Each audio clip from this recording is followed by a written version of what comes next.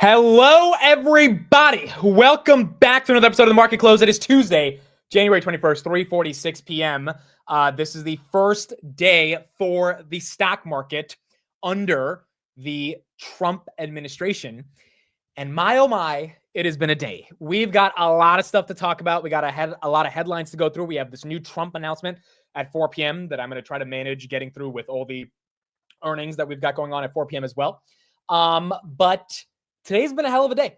It has been a hell of a day. We've got Netflix after the bell. Usually Netflix is really quick. So by 4 p.m., maybe 4:01, 4:02, we should have their numbers. We've got United Airlines, another interesting play in terms of the consumer. That's very important. We've got IBKR, which is important for trading and the overall health of the market in terms of people just actually interacting with their brokers, because it's interactive brokers. That was good. That was a good one. And then Capital One Finance. So we got another financial that we have to look into. Those are the earnings after the bell. Those are the earnings we got to look into. We got a bunch of headlines that are also going to be happening after the bell that we'll talk about in regards to NVIDIA, AI infrastructure, etc. But before we get into that, let's just take a look at what's happening right now. This has been a green day.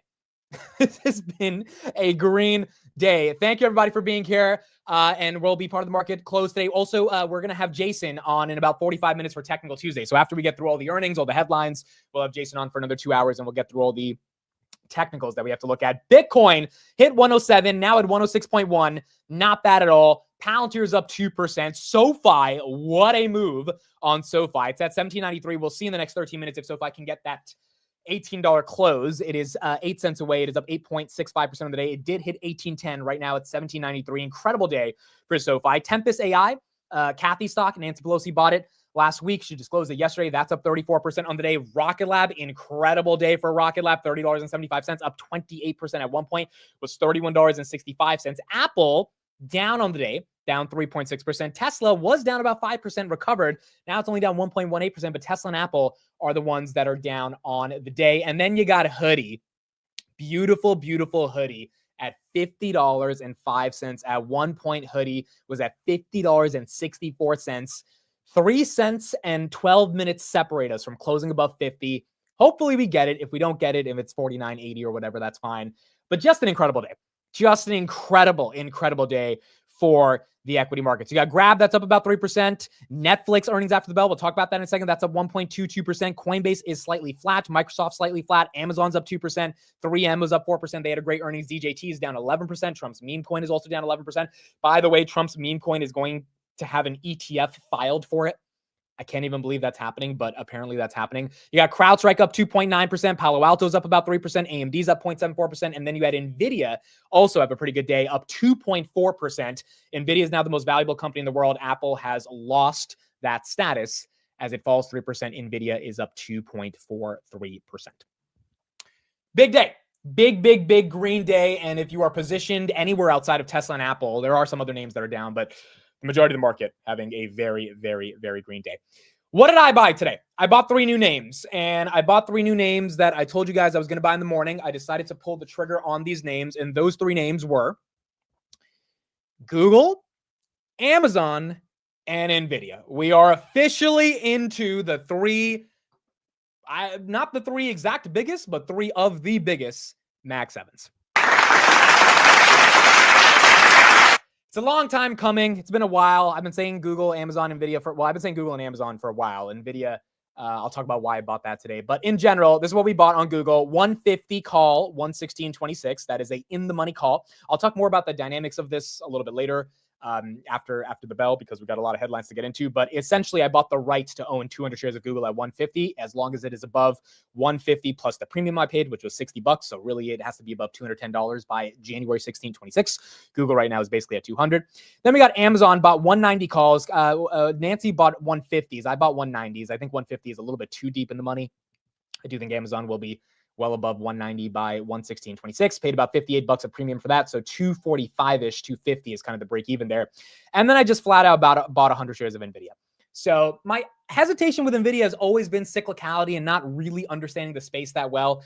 I think the 2 ways to resolve those concerns are, number one, if you watch CES, which I did, it seems like it's not going to be as cyclical as people think it's going to be, given all the different verticals they're getting into, autonomy, robotics, etc.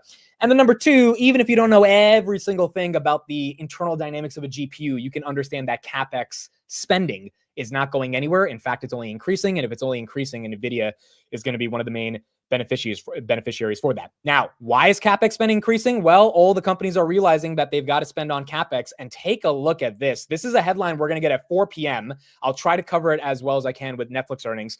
But Trump is announcing a $100 billion AI infrastructure investment.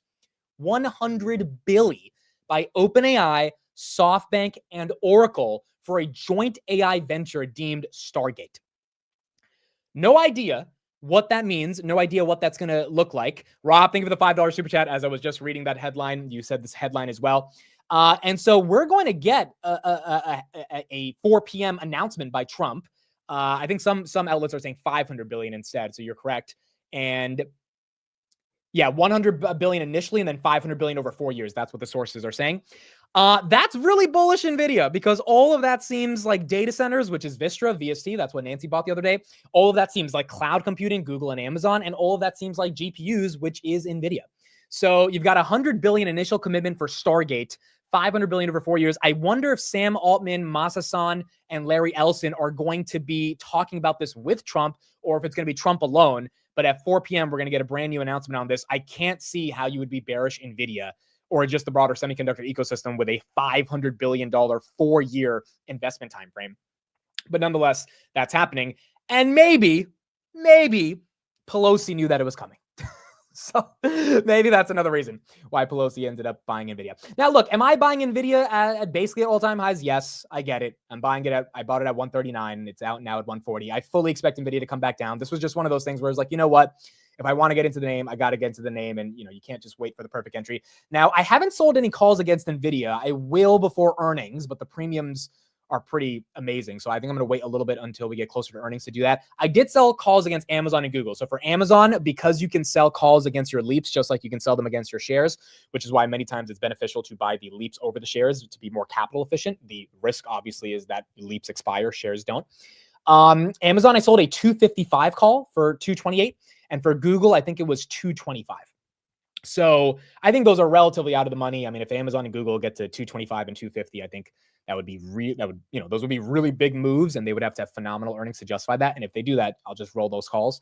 But I am bringing in some premium against the calls through selling some calls against it. Robinhood right here, $50.04, very volatile. It was just at $49.80 like 2 minutes ago. So 353. We got 7 minutes left. Hopefully we can get that $50 close. SoFi 1787, and then Palantir right here 7305, up 1.79%. So there you go. I'm in Google, I'm in Amazon, I'm in NVIDIA. I don't think it's that controversial. I've been excited for Google and Amazon for a long time. Amazon thesis is operating margins are going up. Cloud's not going anywhere. Google thesis is YouTube. In my opinion, quite frankly, like it's very simple. I'm just bullish YouTube. I want to keep being bullish YouTube, and I don't think ChatGPT is taking their lunch. NVIDIA thesis is CapEx and GPUs not slowing down. So I think it's a very simple thesis to make. Nancy buying it put me over the top. And now we are a little bit more diversified into the Max 7s. All right, poll in the chat on Netflix. I am still conflicted on Netflix, dude. My gut is telling me it's going to be wrong on Netflix for a long time, so I could be wrong again today. Here's the pump or dump in the chat. Netflix, do we get a pump or do we get a dump? What do you guys think? Were your calls 4 to 5 weeks out? Yes, they were 228, so 40 days. So that's what, like 4 weeks? Around about 4 weeks on the sold calls against the leaps. So how much did I spend today? I spent 12 plus 12 plus 20, so 24 plus 14. I spent basically 38 grand today on all of that. 38 grand on all three of those positions today. Oh, the sound broke out when I said prediction. My prediction is, that's weird. I don't know why the sound is doing that. My prediction is I don't think Netflix is going to do well today. My prediction is that it gets hit. Just because it was up 83% last year. This is the last quarter for Netflix before we get no subscriber numbers. This is the last day. So this is the last quarter we get subscriber numbers. After that, Netflix is going to give us other metrics like revenue and profitability. I don't know, dude. My gut is telling me I don't think it's going to do well. But I've been wrong on Netflix forever. So I'll probably be wrong again today. That's why I'm not doing an earnings play on it. I just have no clue about this company. 53 say pump, 47% say dump. So kind of 50-50 on your guys' sentiment on pump or dump. Is anyone in Netflix? Is anyone in? Put in the chat. If you're holding Netflix, you have puts against Netflix. I want them to do well, by the way. I want them to do well because Netflix means the consumer has disposable income to spend $15 a month. And that's good because the consumer's healthy. It means that tech is just, continuing to do well from an earnings perspective. And then overall, Netflix is a, company. I want the company to do well for the broader economy. I have no clue how to analyze the actual stock. And that's why I'm not sure. Spencer says, I spend $38,000 on Taco Bell every week. Taco Bell might be a better ROI. Mike is cutting out. Hold on. Let's fix it. Okay. You better on the mic? Let's see. Hold on. I just changed one of the settings. Is it better? No. It sucks. Hold on. Okay. How about now?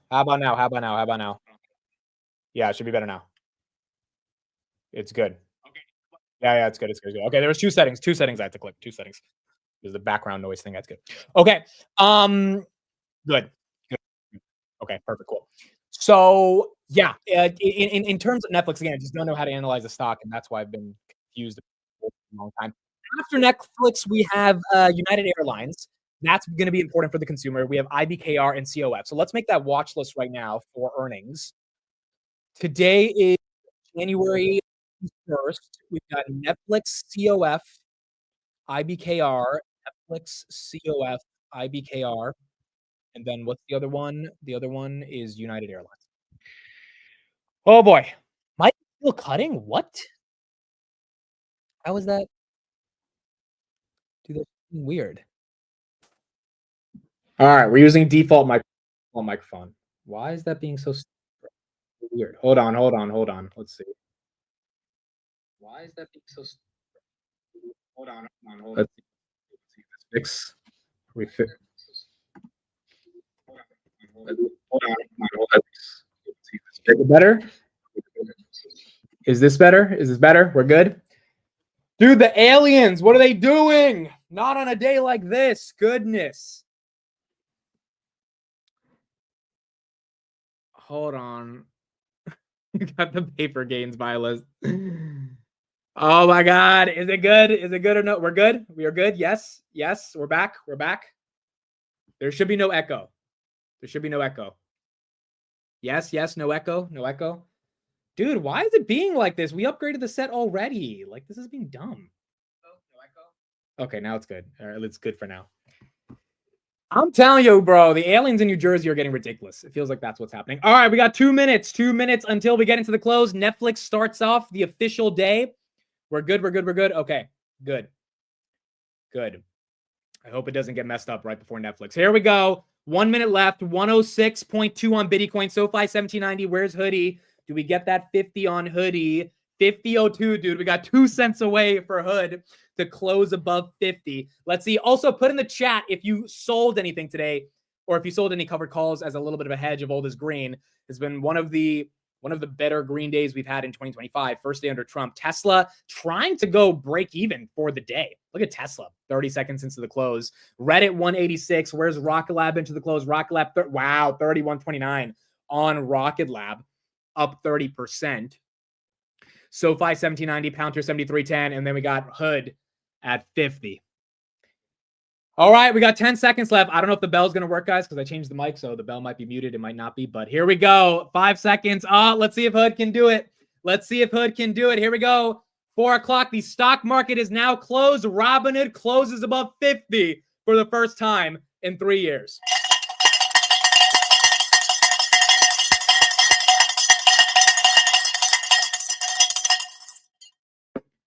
All right, there we go. We got it. $50 close. SoFi got a $17.90 close. Can't complain. Rocket Lab got a freaking $31 close. People are becoming millionaires off Rocket Lab. Congratulations. Palantir at 73 got a 1.81% of the day. Google was up, Amazon was up, and then Apple and Tesla, the only ones that really got hit. NVIDIA got that 140 close. Let's get into Netflix. Here we go. Wow, 9% on Netflix. Oh boy, 9% on Netflix. They have to have a top line number that has to be really impressive to get that. Let's see. Netflix has pumped and dumped in the past really quickly on earnings, so we just got to keep a little bit of an eye out to see if that happens. Here we go. I got the numbers. Do I have the numbers? Still up 7%. Here we go. All right, I got the numbers. Let's see. You guys keep me updated on the stock since I'm not looking at the stock, but we do have an initial pump. All right, Netflix starting off 2025 big tech earnings. Let's get into it. 16% revenue growth. Operating income, $10 billion for the first time in their history. Oh my goodness. Holy crap. 19 million paid net subscribers. Oh my. That's bullish. Yeah, Netflix deserves to be up. Netflix is up 10%. It deserves it. Absolutely deserves it. And even if you're not in Netflix, does not matter. You want to be able to see an economy where 19 million people are willing to pay 10 to 15 bucks a month. That is a healthy economy. That is not a recession. The bears cannot say that that is bearish because it's not bearish. While operating income rose 52% year over year, we finished 2024 with 302 million memberships. Oh my goodness. What a just incredible performance by Netflix. I think this has got to be one of their best quarters ever. I mean, I don't think they've ever added 19 million, at least in like 5-6 years. They did that a while ago, but it's been a while since they had that type of growth. Squid Game Season 2 is on track to become one of our most watched original series. Carry On joined our all-time top 10 film list. I actually watched both of those. And then Jake Paul versus Mike Tyson fight became one of the most streamed swarming events ever in Christmas Day and delivered 2 of the most streaming NFL games in history. So it looks like Q4, from a content perspective, massive. Netflix right now up 10.4%. It deserves it. Absolutely deserves it. Priorities in 2025, improve our core business with more series, further develop newer initiatives, sustain healthy growth. We now forecast 2025 revenue to 43.5 to 44.5 billion. They are raising their expectations by $500 million and operating margins of 29%, up from 28%, which is incredible. Okay, we'll get back to Netflix. I need to check out United. Let me check out United. I expect them to do well because of American Airlines last week, and then we'll look at what else we got going on. Netflix up 10.4%. United up 5%. There you go, baby. There you go. Netflix up, or not Netflix, United Airlines up 5%. Why is it up 5%? Because people are traveling. You cannot be in a recession when people have disposable income to travel. And United is capitalizing on those gains. 326 versus 303 in terms of EPS. That's a 23-cent beat. Revenue $14.69 billion versus 14.34. That is about a $300 million or a $30 million beat, which is also not bad at all. Not bad at all. Wow, United Airlines up 6.75%. IBKR as well. We'll get their numbers in a second. That's up 2%. That's both for Schwab and Robinhood. Real quick, after hours, Robinhood is well above $50.24. That's probably on the back of IBKR's earnings. And then Tesla, you guys said is green. Tesla's green after hours as well. Tesla recovering most of what it lost today right now after hours, which is not bad. Google's green, Amazon's green, Apple's green, NVIDIA's green. All of these names probably getting a little bit of a boost because Netflix is up 11 freaking percent. Dude, that's amazing. That is amazing, dude. Netflix, I have never seen a 19 million subscriber quarter. It's been a while since I saw that, dude. That is a big deal. So revenue, 10 billion, 16% growth. Operating margin, 22%. Operating income, 2.2 billion. Net income, 1.8 billion. So they did basically 50% growth in net. Am I reading that right? Yeah, I'm reading that right. Q4 2023 net income was 938 million. Q4 2024 is 1.8 billion. They increased net income by 50 freaking percent, bro. Holy crap. And they're forecasting 2.4 billion. Oh, this is why the street's actually pumping it. Hold on. They are forecasting 2.4 minus 1.8 divided by 1.8. They are forecasting 33% net income growth, not year over year, quarter over quarter. And that is a testament to their operating margins going higher. That is incredible, bro. That is pretty incredible. EPS of 558. They have 301 million paid memberships. Amazing. That's up 16% year-over-year growth. They added 19 million. Look at the past couple quarters. They had a 13 million, 9 million, 8 million, 5 million. This quarter, 18.9 million. Wow. Wow. Okay, where were the buybacks? Did they do any buybacks? Yeah, they increased their buyback to 15 billion. Our board has approved an incremental 15 billion for the program, which brings our total buyback authorization to 17. That's another reason it's pumping. That has to be another reason it's pumping, dude. They just approved another 15 billion to buy back their shares. Again, these big tech companies, they have enough cash to be able to do it. But the fact that they're doing it means that they are relatively bullish on their long-term trajectory as well. Amazing. They don't say anything about a split. If I command F split, I don't see that word anywhere here. Maybe on the earnings call, they'll talk about the idea of a split. But overall, this was one of the best quarters I've ever seen for Netflix. And this is getting me pretty damn bullish for the rest of big tech. Because if Netflix, by the way, what does Netflix run on? AWS. If Netflix has 19 million new people that want to start paying to watch content, Netflix is paying a little bit more to Amazon to handle all that cloud compute. So all of this stuff is integrated in a pretty significant way. And Netflix crushing, A, is great for the consumer, B, is good for the broader tech ecosystem in terms of the hyperscalers. And we probably are going to see some momentum on those companies going into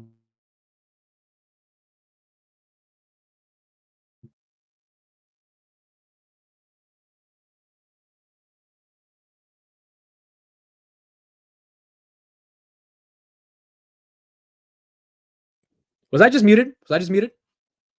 I'm back. That should be good. I'm back. Sorry, I'm good. Am I back? Yeah. That was Bluetooth. All right, we're back. Sorry. I'm sorry today. Why on a day like this is the mic giving me issues? Not on a day like this. I was just saying what Doug was saying right here, which is that he called Netflix as the surprise of 2025 in 2024. I'm back. Dude, my mic is being like, this is not the day for the mic to be acting up like this. I don't know why to start off tech earnings does it want to be stupid, because it's literally being stupid today. It's just being dumb right now. But we're good. We should be back. Anyway, yeah, the Amazon comparison is very important. Again, Netflix runs on AWS. Netflix is really good for the consumer. It shows that the consumer has money willing to pay, and that the hyperscalers are probably benefiting from more demand. So overall, this is incredibly bullish for the broader ecosystem, and getting some of that momentum right now. Let's get an update on their actual earnings right here, and then we'll get to IBKR, UAL, and all the other good ones that we have to look at. Beating estimates of $4.20. So that's about double the year ago period. Now, net adds here are the big surprise here that's really driving the stock up more than 10%. The company reporting 18.9 million net new subscriber additions. The estimate was for 8.9 million. So that means that Netflix added 10 million more subscribers than anticipated. And what's key here is this is the last quarter that the company is going to be announcing subscriber numbers. The company is saying we're on track to reach sufficient scale for ads members in all of our ads countries in 2025 there. In terms of guidance here, first quarter revenue and earnings guidance, both coming in short of estimates. Q1 revenue of 10.4 billion versus an estimate of 10.49 billion, and also EPS of 5.58 versus the 5.98 estimates. And of course, they're not giving any guidance for subscribers. And then one more piece of news here. They say we are adjusting prices today across most plans in the US, Canada, Portugal, and Argentina. There had been some expectations of a price hike. Now we have that news, and the stock is up nearly 11%. Back over to you. All right, Julia Borston, thank you. Mark Mahaney, I'm going to go to you on this one since you cover this stock. And okay, so that was Netflix, again, doing very well. Let's get IBKR and their numbers, and then we'll keep going from there for IBKR. Results, so it's a net positive for the market. All right, Paul, sit tight. Interactive Brokers earnings are out as well. Kate Rooney has those numbers. Kate. Hey, John. So it was a beat on the top and bottom line here in the fourth quarter for Interactive Brokers, also announcing a 25-cent dividend that's going to be payable in March. I'll start with that EPS number. This is the adjusted number here, $2.03 versus $1.86. The street was expecting. That was on revenue of $1.42 billion, also stronger than expected. We're going through for guidance here. We don't have it quite yet, but I want to bring you some other stats. Major spike in options and equity volume. Commission revenue overall was up 37%. They point to some of the stronger volume here, 32% higher on Let's see, options volume and then stock or equity volume was up 65%. Net interest income up 11%. Pretty big jump in advertising here. That spending overall, administrative expenses and general expenses were up 31%. They say here that was driven primarily by an increase in advertising and then better profit margins as well, guys. 75%. If you look at a year ago, it was closer to 72%. Shares here slightly higher though. FURs, back over to you. All right, Kate, thank you. Coming up, we've got Interactive Brokers Chairman Thomas Petterfy to break down those results with us. All right, here we go. Great earnings across the board on a lot of these names. Netflix still not stopping its pump. So Capital One is the only one that's down 1%. I'll try to get their earnings in a second. IBKR is up 2%. United Airlines up 4%. Netflix up 9.5%. Let me check Capital One and see what they've got. Oh, they missed. They missed on revenue. This is a small miss, though. This is a small miss. This can't be that serious. Netflix right here, or not Netflix, Capital One, 10.19 versus 10.22 billion. Very small miss. I mean, if that's why it's down, that's probably Capital One bulls are probably not too upset about that. And then 280 versus 309. Look at that EPS beat, dude. We've seen this for every single financial. They've been beating, like Goldman Sachs beat by 40%. Morgan Stanley beat by 25%. When you're beating these EPS targets so heavily, it just means their operating efficiencies, aka operating margins, are becoming so strong, and they're becoming more efficient in the overall business. Maybe due to AI, or maybe just cleaning up a lot of the parts of the business that were creating too many expenses, and that's great for shareholders. That is absolutely amazing for shareholders. Financials are crushing. I mean, dude, it makes me even more bullish for SOFI. Coming up next week, SOFI right there, 1790, massive day. At one point, it was up 10%, closed the day at 1790, which is incredible. Palantir right there, 1.81%. Also, by the way, that company Palantir was going to invest in, Shield AI. Reports are saying today, they're not confirmed, but this is what I saw. 200 million Palantir wants to put in at a $5 billion valuation. 200 million at a $5 billion valuation. Again, not confirmed. I'm going to try to do some more DD on that, but it looks like they're thinking of dropping a couple $100 million into Shield AI. For those that don't know what that is a defense drone manufacturer that is winning some nice government contracts. Robinhood 5019 after hours. Netflix, again, not stopping. As Ruda says, Netflix don't chill, even if Netflix is popular for Netflix and chilling. Netflix don't chill today. Not today. Were last year's comps bad for banks? I don't think so. Q1 2024 or Q4 2023 weren't horrible for banks, but they weren't amazing. So yeah, I mean, they are relatively easier comps than probably Q1 of 2024. But still, I mean, if the banks are crushing, that means that they're giving out more loans. They're giving out more loans because people are starting more businesses. People are buying more cars. People are getting mortgages. I mean, like, all this stuff is capital spending. And we haven't even had M&A and IPOs come back to the market yet. It's only 21 days into 2025. We barely had any M&A or meaningful IPOs. And so the banks are going to get a lot of benefits from that as well. Shout out to Bati Lim. I hit my first 100K goal this year. Congratulations. I would play the clapping sound if my setup was working very well on the soundboard. But congratulations to you, $100,000. Absolutely incredible. I asked a lot of you guys in the morning, what percentage are you up year to date? And pretty much everyone's in that 10 to 15%. So 10 to 15% in the first month of January is not bad at all. And it looks like people aren't doing too bad. Oh, yeah, the executive orders. All right, let me go to Trump. Let's see. Do we have Trump live making the announcement? I forgot about that. $500 billion over 4-year announcement on AI infrastructure. He's not live because, of course, they are going to be late. There's no way they would actually start at 4 p.m. Let me just see and make sure. Yeah, this is not live yet. It's probably going to start at like 5 p.m., to be honest. They say it's going to start at 4:30. It's probably going to take some time. But again, that's very important. That's a really big announcement for those that are just tuning in. It looks like Sam Altman, Larry Ellison, and SoftBank are officially starting a venture that is going to begin with a Texas data center.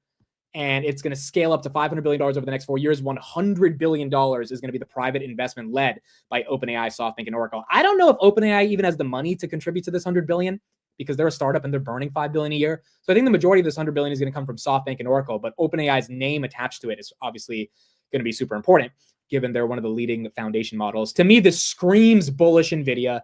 It screams bullish overall AI CapEx.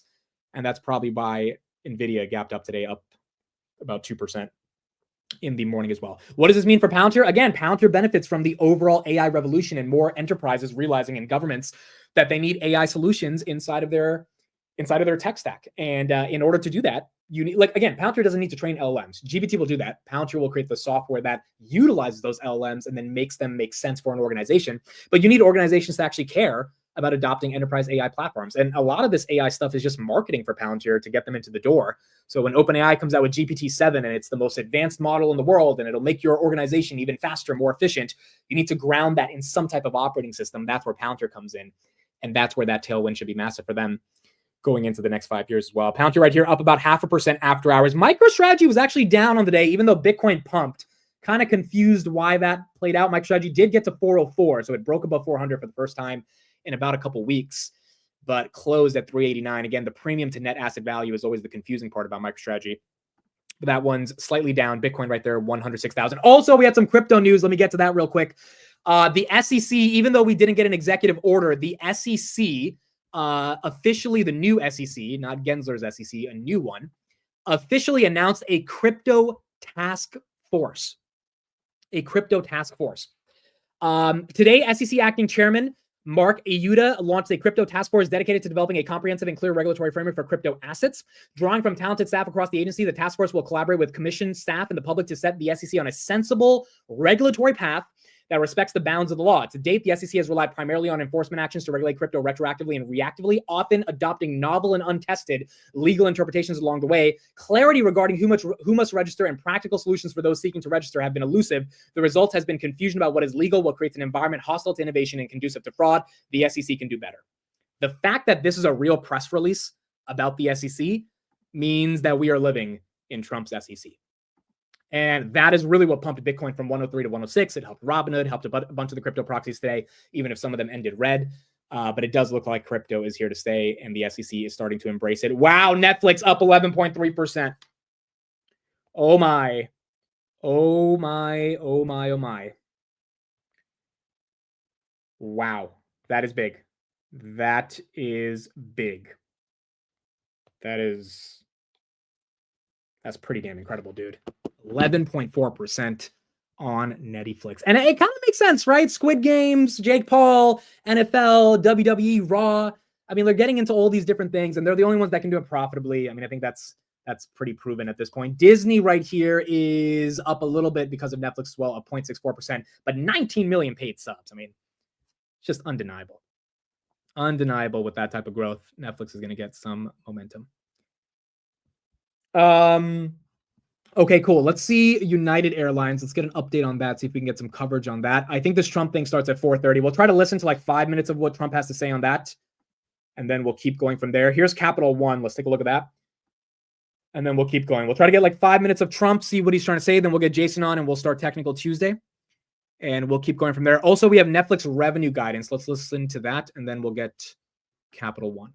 Live programming to be a small percentage of total viewing hours and content expense. They think the eventized nature, saying they're going to be going for these big, more one-off events, will result in outsized value for both the members and the business. And they also give a little bit more insight into the advertising business. They say a top priority this year is improving the offering to advertisers so they can substantially grow their advertising revenue.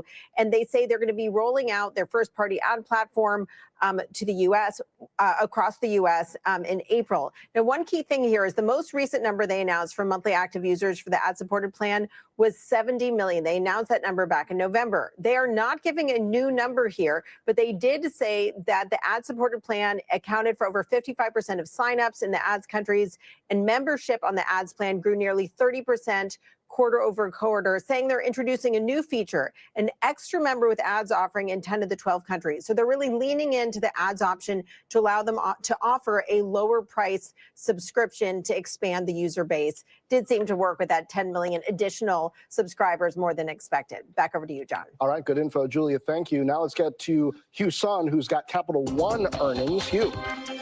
Hey, John. So we've got EPS for Capital One of $3.09 adjusted, which is better than the $2.82 estimate. Revenue coming in more or less essentially matching the $10.21 billion estimate. Now, loan loss provisions of $2.6 billion are a little bit light compared to the $3.02 billion estimate. Now, as for that acquisition of Discover Financial that they've been underway for about a year, they say CEO Richard Fairbanks says, we quote, "We remain well positioned to complete the acquisition in early 2025, subject to regulatory and shareholder approvals."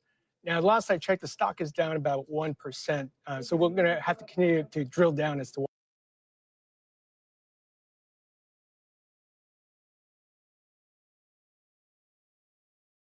Yo, I'm really acting like an amateur today. How was I muted for those 10 seconds? Dude, I'm like, what's going on, bro?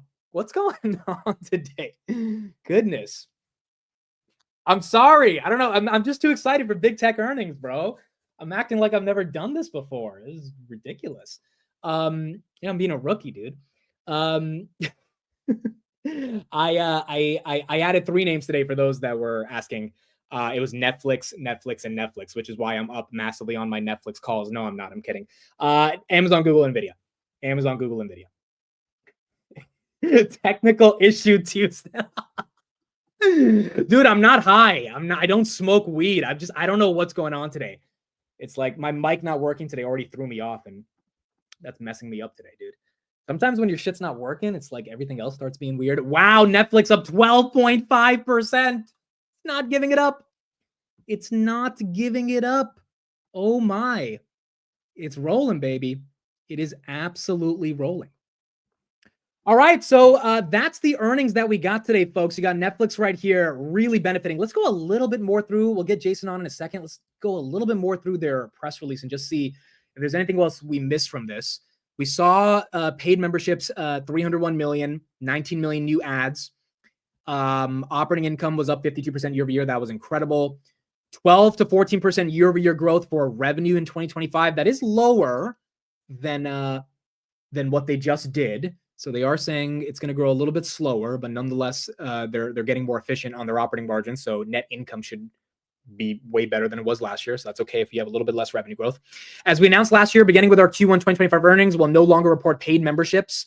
We'll continue to announce paid memberships as we cross key milestones. Starting with our Q2 2025 results, we'll publish our biannual engagement report, which accounts for 99% of all viewing on Netflix. So it looks like the lack of subscriber details is not like making the street upset, because I guess they just think Netflix is maturing more into a company, kind of like Facebook. Facebook doesn't really report literal daily active users anymore. It kind of just reports it on aggregate because they have so many users at this point. So they probably just don't need to do that at that scale anymore. Yeah, great earnings. Pretty good earnings. They're showing all the different films that got the most amount of momentum. Wow, Carry On, that Christmas thing, 160 million views. I actually watched that on Christmas Eve, or on like December 26th. So that one, or maybe actually I watched it on Christmas, but that one got a ton of momentum. The 688 got 54 million views. Our Little Secret, 84 million. And then Richard Curtis's That Christmas got 63.8 million views. So people are watching Netflix. People are watching Netflix. IBKR all-time highs. Do we got that? Netflix still up 12.5%. IBKR 3.1%. Yeah, IBKR is at all-time highs. What is the result do we have on the poll on if Netflix would pump or dump? Wow, somehow Netflix went to 64% pump after being at only 50%. Somehow, after the result of the poll is just like, everyone who voted was definitely right. Oh my God, dude, it's at 980. It looks like it wants to hit 1,000. Oh my goodness. Oh my. Crazy. It's doing its thing, dude. It is doing its thing. The mic is still messing up right now. All right, you know what? Let's bring Jason into this since my mic is messing up. His thoughts and everything that's going on there. Here we go. Let's roll the intro.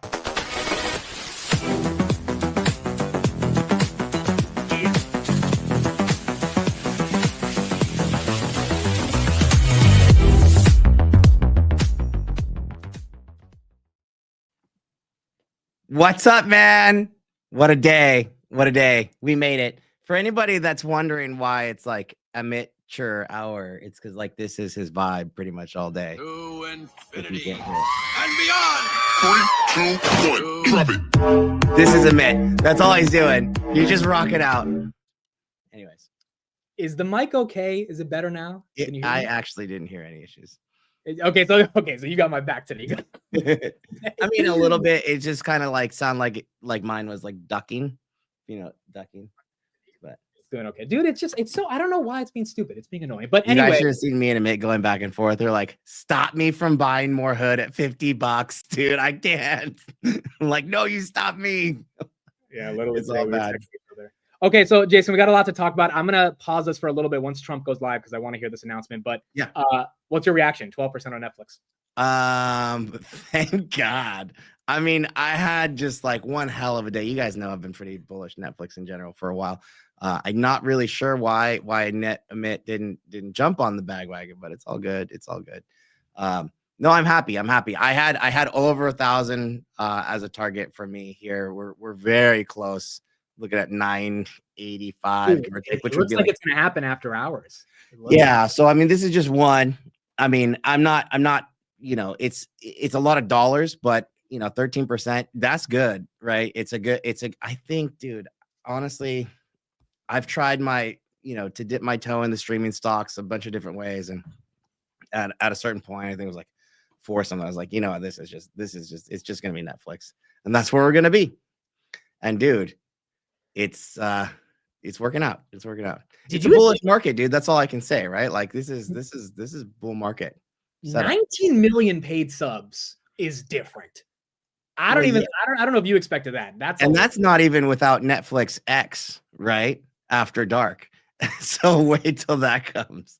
But no, this is I mean, I just don't see them going down. I think the live stuff is big.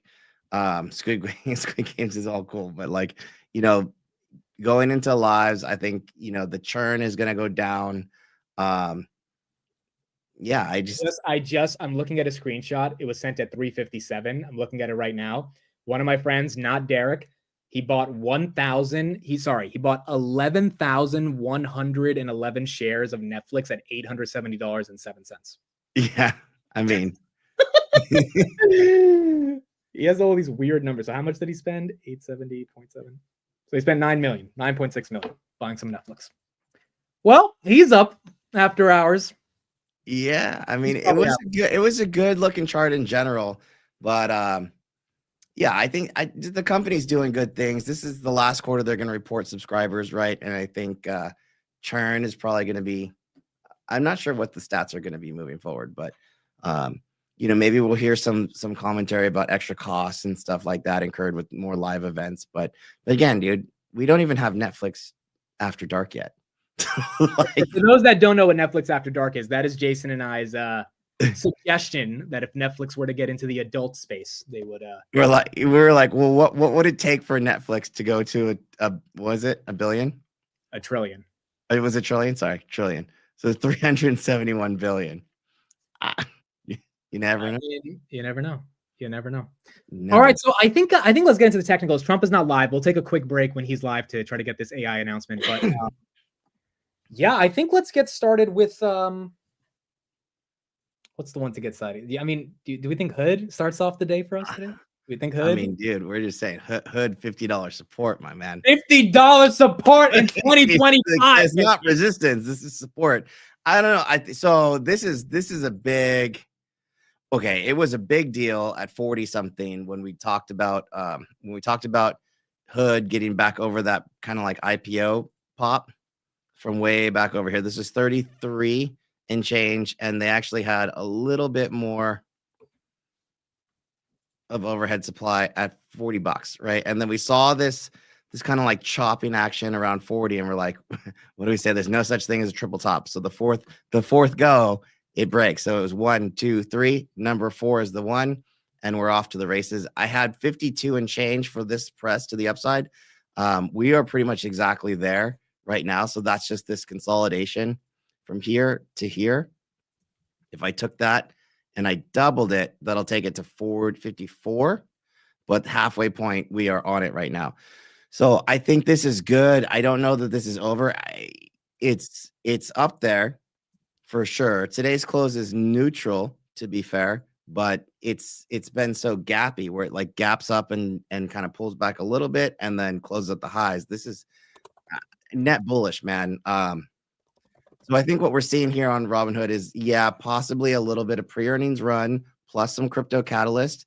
But I think it's all justified, right? That's in the very near term, very myopic view. I really could care less what the near-term catalysts are for Hood of why it's popping over 50 right now, because I think it does grow into it longer term anyways. And that's why we're both like, dude, is this even a bad spot to buy it, right? Like at this, like I almost bought at 50 today, but I was like, maybe I'm being a little too like greedy. Like, let me just chill for a bit. I know. So instead, I bought a little Tesla because that was a little bit red. I didn't buy Apple, but I ended up buying a small call option just as a YOLO, just in case, because it's close. It's not there yet, but it was very close for me. And then what else do we do? I'm officially in the NVIDIA club, bro. Oh, I heard. Now Redwire. Every time Dude, I see, how many of the guys are on the Redwire train though? Because good God, RKLB, because this one. Oh, so we talked about this was yesterday. Was it yesterday? Yeah, we were live yesterday. Yeah, we were. We were live. Yeah. So like when he talked about space, and then Redwire last night, I think it was, with the $1 billion acquisition getting rewarded by the market. I mean, that's massive. Wait, what do you mean $1 billion acquisition? What's that? What $1 billion acquisition? What are you talking about? Redwire. They had $1 billion acquisition today? Yesterday. So they bought something for $1 billion? And they got rewarded. Drone deal from Manufacturing Edge. So it's a $925 million buying military drone manufacturers. So this is military contracts. Wow. So they're getting the drone pump and they're in space. Dude, drones are like Palantir wants to invest in drones. There's a lot of, so it's a double whatever. There's a lot of hype. Yeah, that's a big win already. We talked about last time, like around 15s. It got actually below that. But holy hell, this is a big one. Okay, so let's not do this yet. Let's do space altogether because I want to do all the space stocks. So let's go to NVIDIA. Let's do that one. But NVIDIA is not space, or is it space? No, I know. So we'll do space. Is it space? I mean, it's probably space in some way. That's what I'm saying. It's probably space. Now that I'm in this name, every CapEx news I see, I get happy. I'm like, oh, that's more spending for NVIDIA. So yeah, and we talked about this last time. So the pickup was at like 130 that we mentioned last Tuesday when we do every Tuesday, right?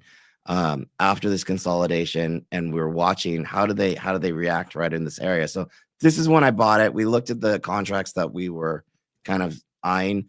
I think on a broader view, if I just hide these drawings for a little bit and you just look at the chart, right? So the chart, it could have been like, oh, it's coming down, but then we get this big pop and ended up being like a sell-off.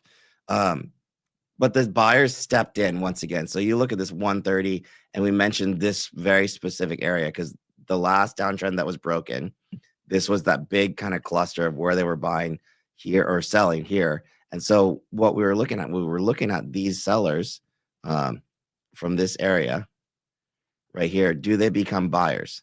And that's exactly what ended up happening. So I think at this point so I'm still in the camp of like, why would you want to be short NVIDIA coming into earnings season with all the CapEx, yes, that they're gonna talk about? I couldn't get behind that idea. And then the commentary today, did you tell them about what the Trump thing was? Amit, is he muted?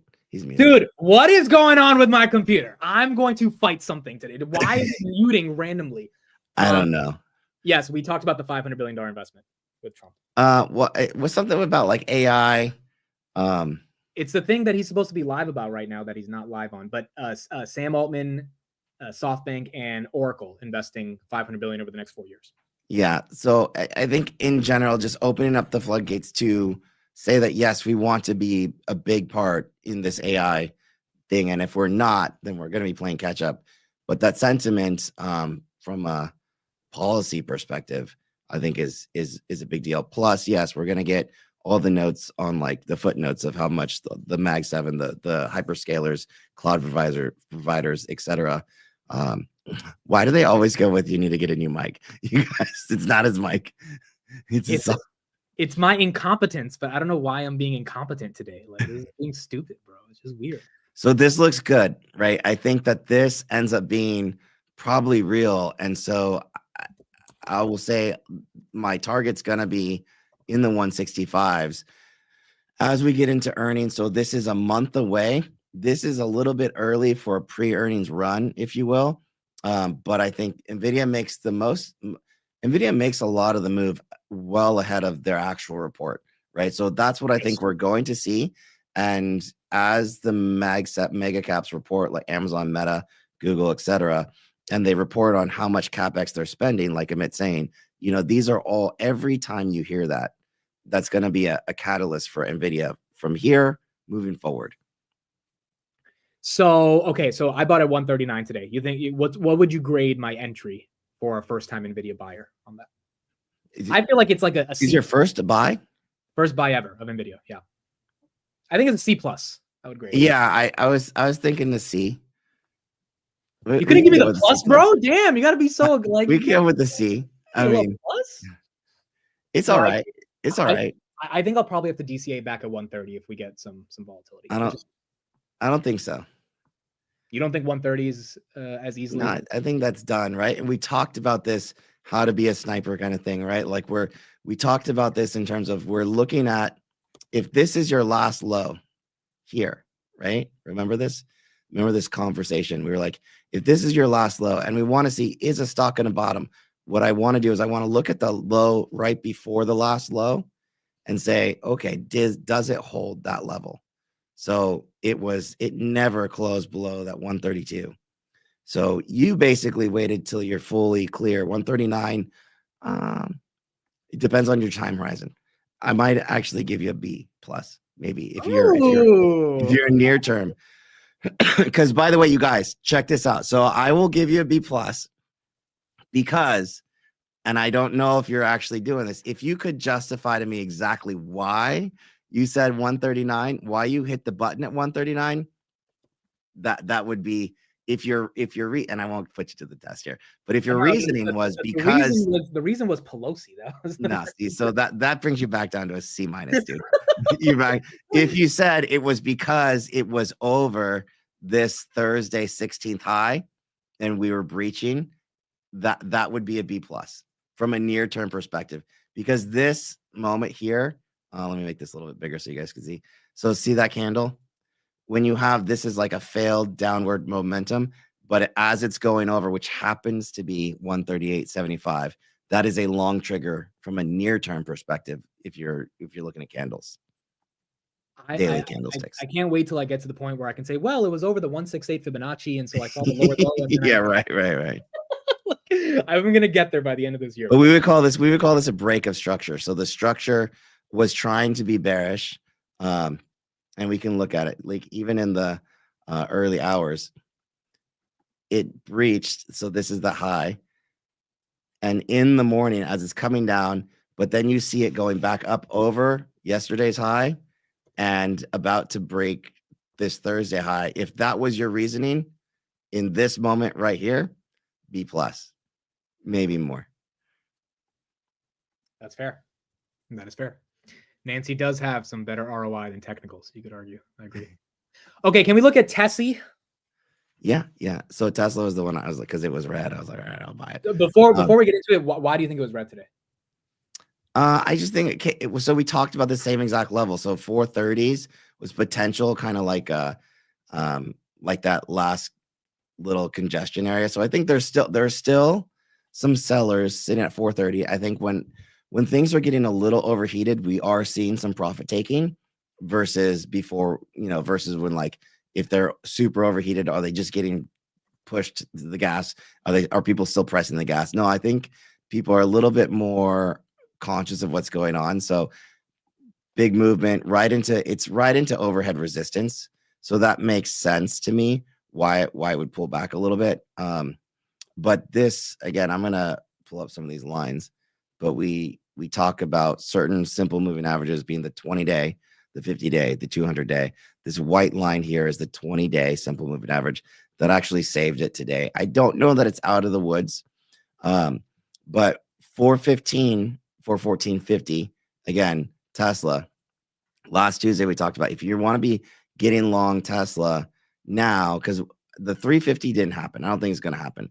So it's this 415 area, this is 2021 all-time high, that's going to, if I hide all these drawings again, and I take all these lines off. If you're a chartist, you'd be like, okay, this is a big cup, and then you want to see a little handle. And so that's essentially where we are. And as you zoom in and you put that line all the way across, that's 414.50. We closed above it, right? And so what's true today is that we didn't close on the lows. I think that we're probably going to start seeing a lot of inflows too. But in general, you still like, I don't really want to be short Tesla with Doge in the house right now. Did you see the Doge website? No. Let me just show this real quick. The Doge website. Oh, you type it in. Yeah. Go just type in Doge. It'll pop up. Doge. Type in Doge website. Type in Doge website. Yeah. Doge website. Be first one. The logo is going to drive people crazy. Dude, the logo's a freaking dog from the crypto coin. Like, it's insane. They legit made it the logo. I mean, legit made it the logo. It's Elon, dude. It's Elon, dude. And it says wow. What does wow stand for? What is this wow? This is an official government thing. And there you go. What is this? US. Oh, this is a cool website. Oh, hold on. We just got no, this is the wrong thing. What are we doing? This is not freaking. Did we just get fished? We got fished. This is a meme coin website. Okay, but the actual Doge logo is definitely the dog because I saw that. All right, dude. That's ridiculous, bro. White House? No. Doge.gov. Oh, Doge.gov, is that a thing? Yeah, there you go. That's what I was looking for. There you go. Oh, that's hilarious. It's insane, right? It's insane. Wait, this is it? I believe this is it, yeah. Oh, that's too funny, dude. It's still, it's still a Shiba. Yeah, it's still a Shiba. Holding on to the theme of it. Do you think Tesla also fell because of the EV mandate going away today? Could have. But I think it so to me it looked like a buying opportunity. A little bit, like not a great one, but something that's like, dude, if you're itching, like I had a little itchy trigger finger today, not gonna lie.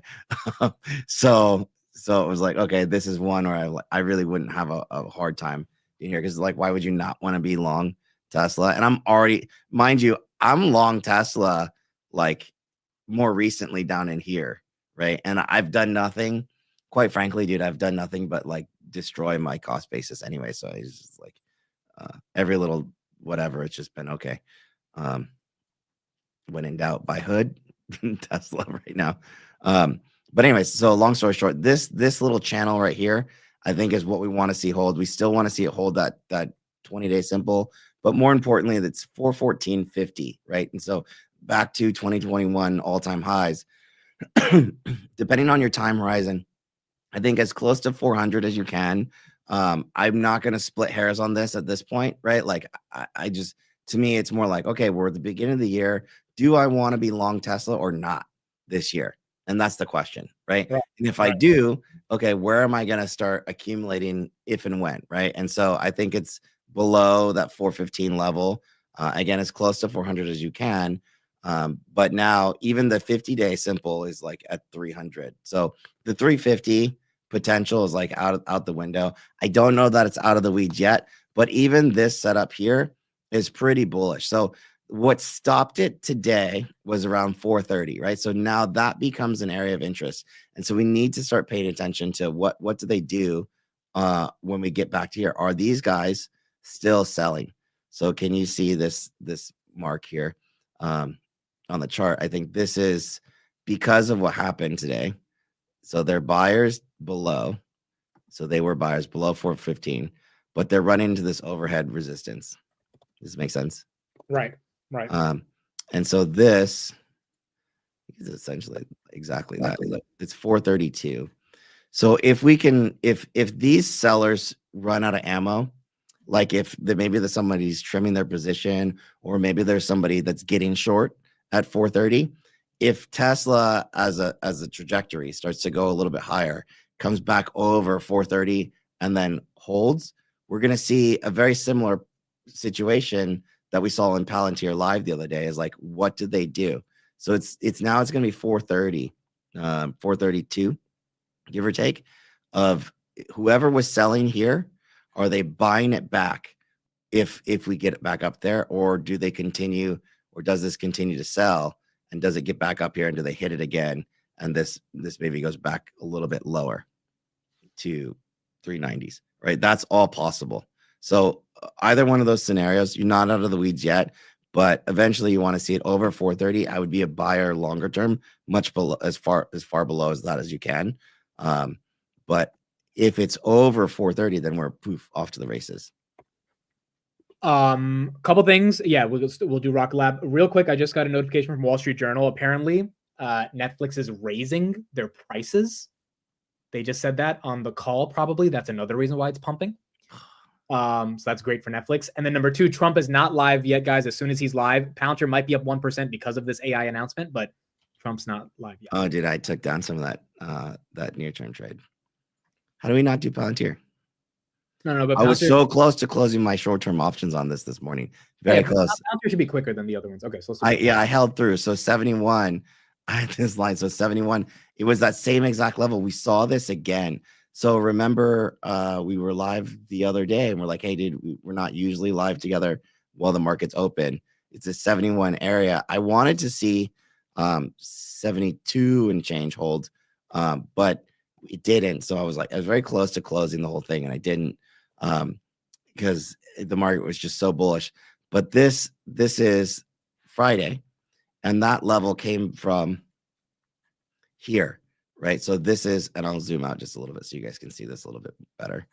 So this is all of this accumulation, boom, boom, boom, boom, boom, where they were buying, right? And now the question was, when they got back up here, because they started to sell one time, right? These guys sold it here, and I'm going to drop in time frames to a smaller time frame so we can see a little bit better. So they sold. So the idea is, whoever was buying here, what are they going to do when we return? Because at a certain point down here, they were underwater. And this is your technical analysis 101, right? Like, the chart is telling you a story. You got to be able to read it like a book, right? And so they have the opportunity, whoever bought here had the opportunity to sell here for break even. The question is, do they take that opportunity to get out for break even?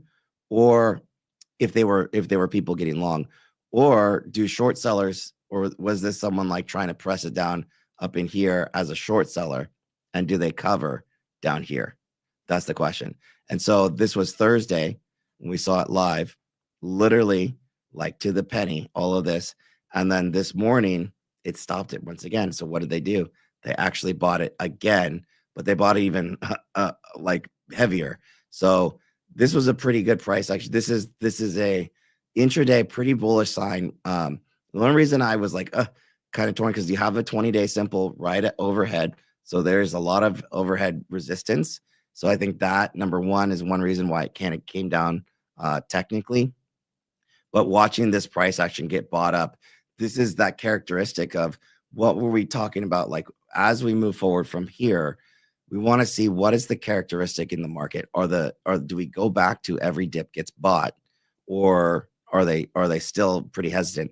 And an opening day like this for Palantir, all I can tell you is that it's not going lower right now, because the bears, and think about it this way, the bears had more than enough opportunity right here to flush it.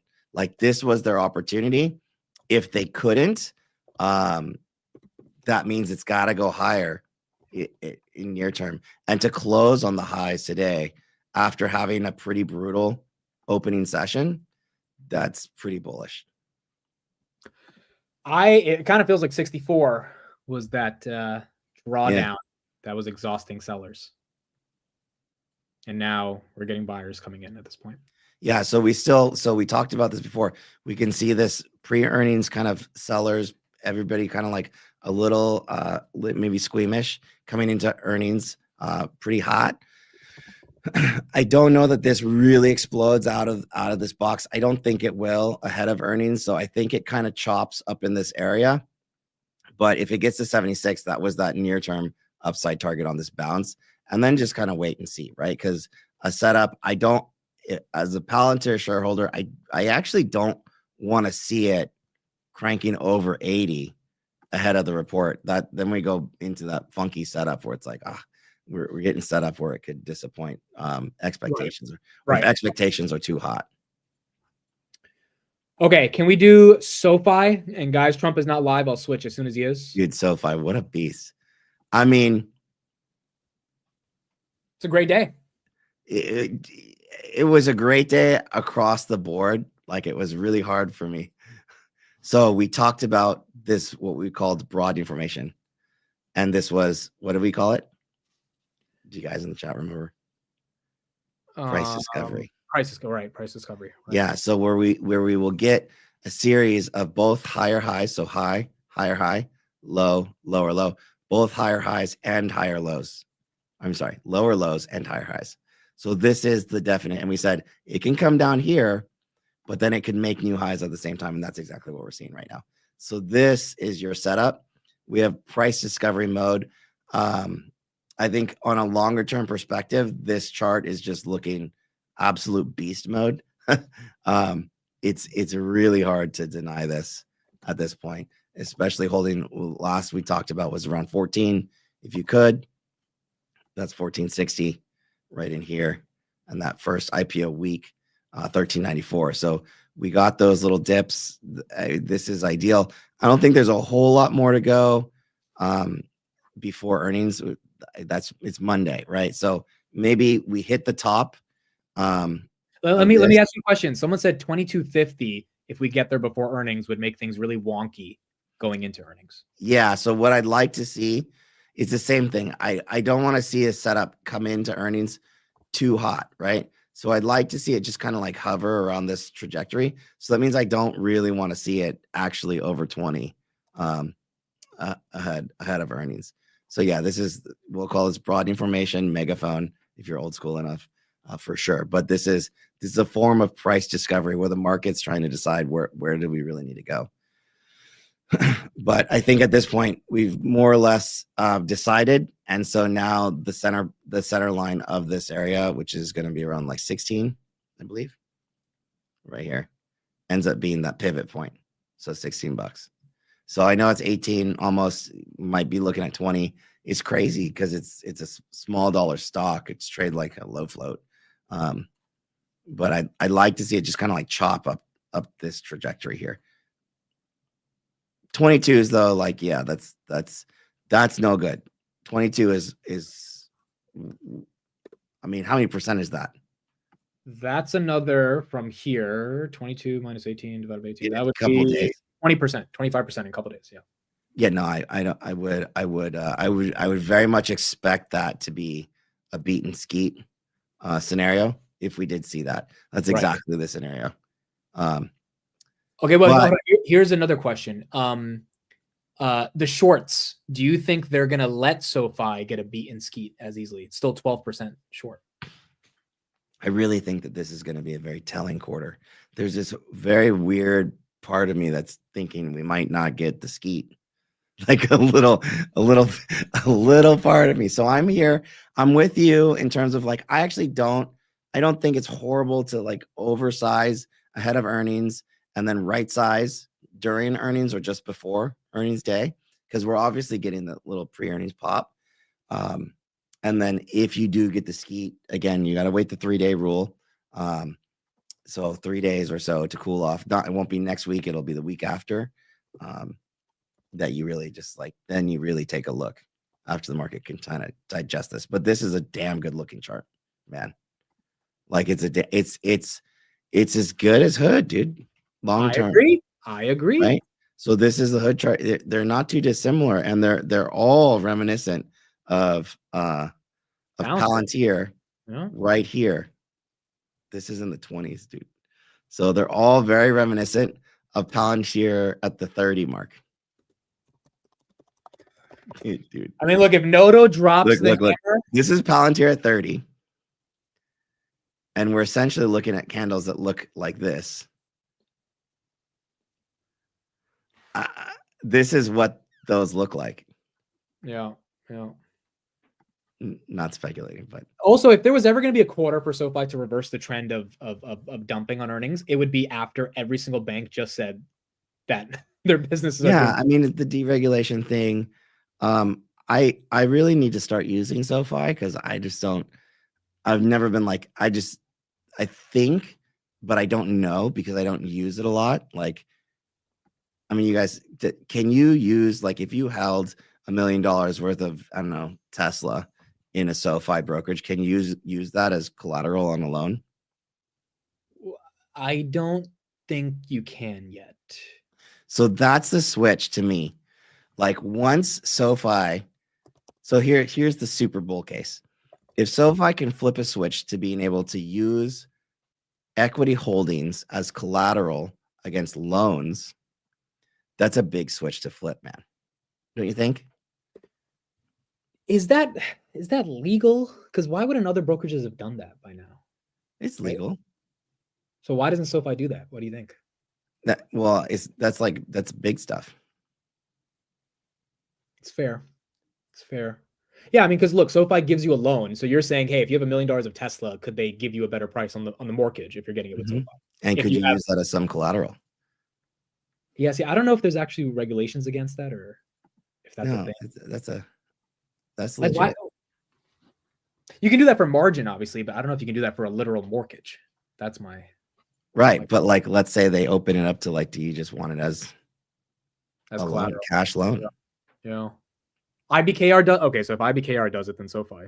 Yeah. So that's what I'm talking about. I think that would be a switch that SoFi could flip. It's nothing to do with Galileo, right? Isn't that a loan shark? But see how like a lot of people don't know that that's a thing. It's a thing. So I just that's a lever that's out there. I think it's very speculative. Yeah, and look, I talked with Tanner last night about their whole loan platform thing. I think their brokerage business is relatively not important if that loan platform becomes what Tanner thinks it can become, which is essentially a middleman with zero risk of the loans on their balance sheet because they're just vetting the underwriting and connecting them with other loan companies to actually originate the loan. Oh, wait. What about this? What if SoFi lets you use SoFi equity as collateral? I don't think they would want to do that, but it is. So somebody's saying, didn't Noto get loans using his SoFi shares? That's true. He did. Right? That's true. So like, do you see where I'm going with this? I mean, I'm just saying. Okay, Trump is not live yet. Can we do Rocket Lab? Oh my God. Dude, what a call though, right? Like it was the space stocks. I'm just saying that was not anticipated. Here you go. And we said this Tuesday. It's like, look, even if you're buying here, we said this, dude. And I did, nibble, but I don't have nearly as much as I would like. God, is it up 25% today? It was up 30% today. This thing ran. Yeah, look at that. Go click that thing again that you clicked. Look at that first headline. Space stocks rise following Trump's vow to send American astronauts. Like, yeah, no, I posted that, dude. Like that was like my only comment on like what's going on with. Where was no, but he said that for 3 seconds in the inauguration speech. But that's all I got, right? I was like, who else just got irresponsibly bullish on space stocks, dude? Manifest destiny to the stars and plant. Manifest destiny and plant the stars and stripes on Mars, bro. It is inspiring. It is inspiring. It's really inspiring. Yeah. Anyways. Also, real quick, Jav1985, thank you for the $50 super chat. Appreciate you. I will be taking Jason out to. I will be taking Jason out to a very expensive dinner when I see him in California. Oh, nice. There we go. Jason, are you a steak guy? Yeah, dude, honestly, I'm a man of the people, bro. I gotta be straight with you. I'm a regular dude. I like a hamburger just as much as I do steak. All right, I'm gonna get you a medium well steak. We're gonna enjoy. No. If it's steak, I will go medium rare. it. Like I'm not. I won't blaspheme in a steakhouse for sure. Fine. Medium well is better though. It's better. All right, Rocket Lab. What are we looking at? Just go medium, dude.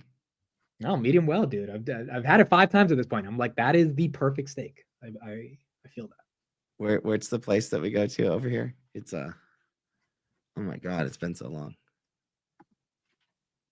I'm gonna take you to an expensive spot, bro. Alexander's is over here. All right, that's perfect. Is it? We need a couple. We need a couple stars though. No, we'll get a couple stars for sure. Okay. Okay, here's the question. Do you think the 30% move is justified? And then technically, is this a real breakout based on the move? So it's a hard call.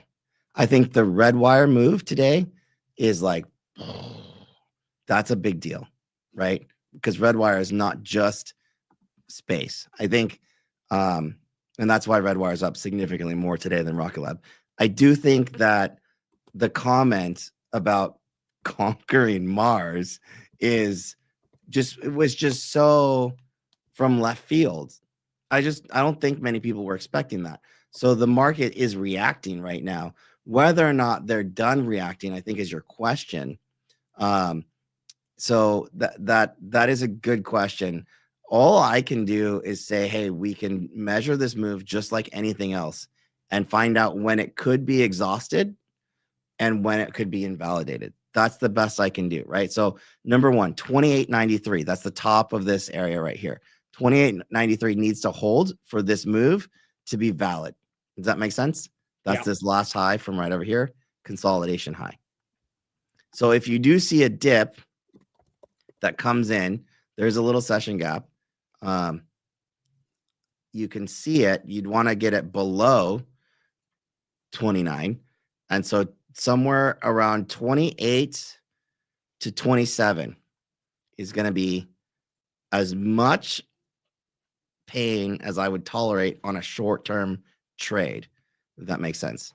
So right here. Following? Yep. And so what that would look like is that would look like a little dip back into what we're now going to assume is supply. So you'd want this $27 area to act as supply. You can come back in. It doesn't have to hold 29. It can come and breach it just a little bit. And you want to see buyers start to step in again. And then eventually, once it's over 29, that would be totally textbook price action right here. Aside from that, so barring that scenario, if you extend tomorrow beyond 32, 31, I mean, the trajectory here, this is first stop, 33.90 on Rocket Lab, eventually up to Matt's gonna like this, 36.59. And what that is again taking what we've taught for so long is on this very basic, here's your consolidation every time. So have you ever heard the term, the longer the base, the higher in space? Yes. It's just a term, but what it means, it's a measured move. So here's your base of a move, right? This is the move. It's up to 36.50. Believe it or not. I know it's a small dollar stock, but 36.50 even from here is another 17%, which quite frankly, dude, Rocket Lab can do in its sleep. So that's regardless of whether it's from here now or back down to 27 and then up to 37, that right here, boom, is normal. Extension, this is definitively to me exhausted if we're at 45s. So you wouldn't buy it at 30. You would give it time to. No, you can buy it at 30. It's just how. So it doesn't matter what price you buy things at. So the truth of trading is that, welcome Tesla Dragon.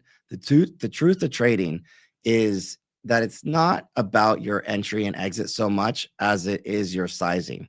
So the one thing that defines a profitable trader is their ability to like size correctly, their ability to manage money, if you will. So you can buy it at $30, but not if that's your full bankroll.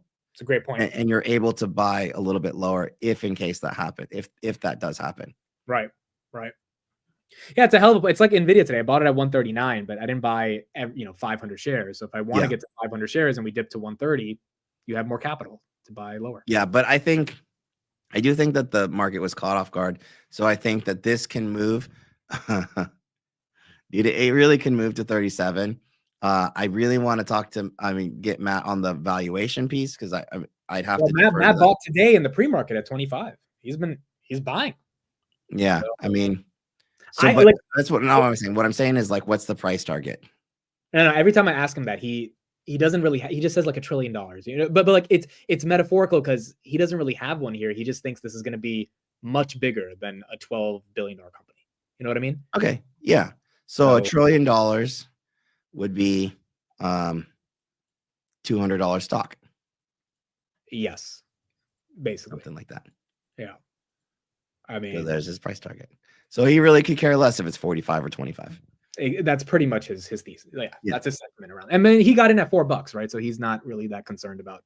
Yeah, I mean, and honestly, it's not. So to me, I have to have like nearer term targets to be able to be convicted enough to really size up. Like there are certain things that I'm like, they're not speculative to me, and I'll have like high conviction.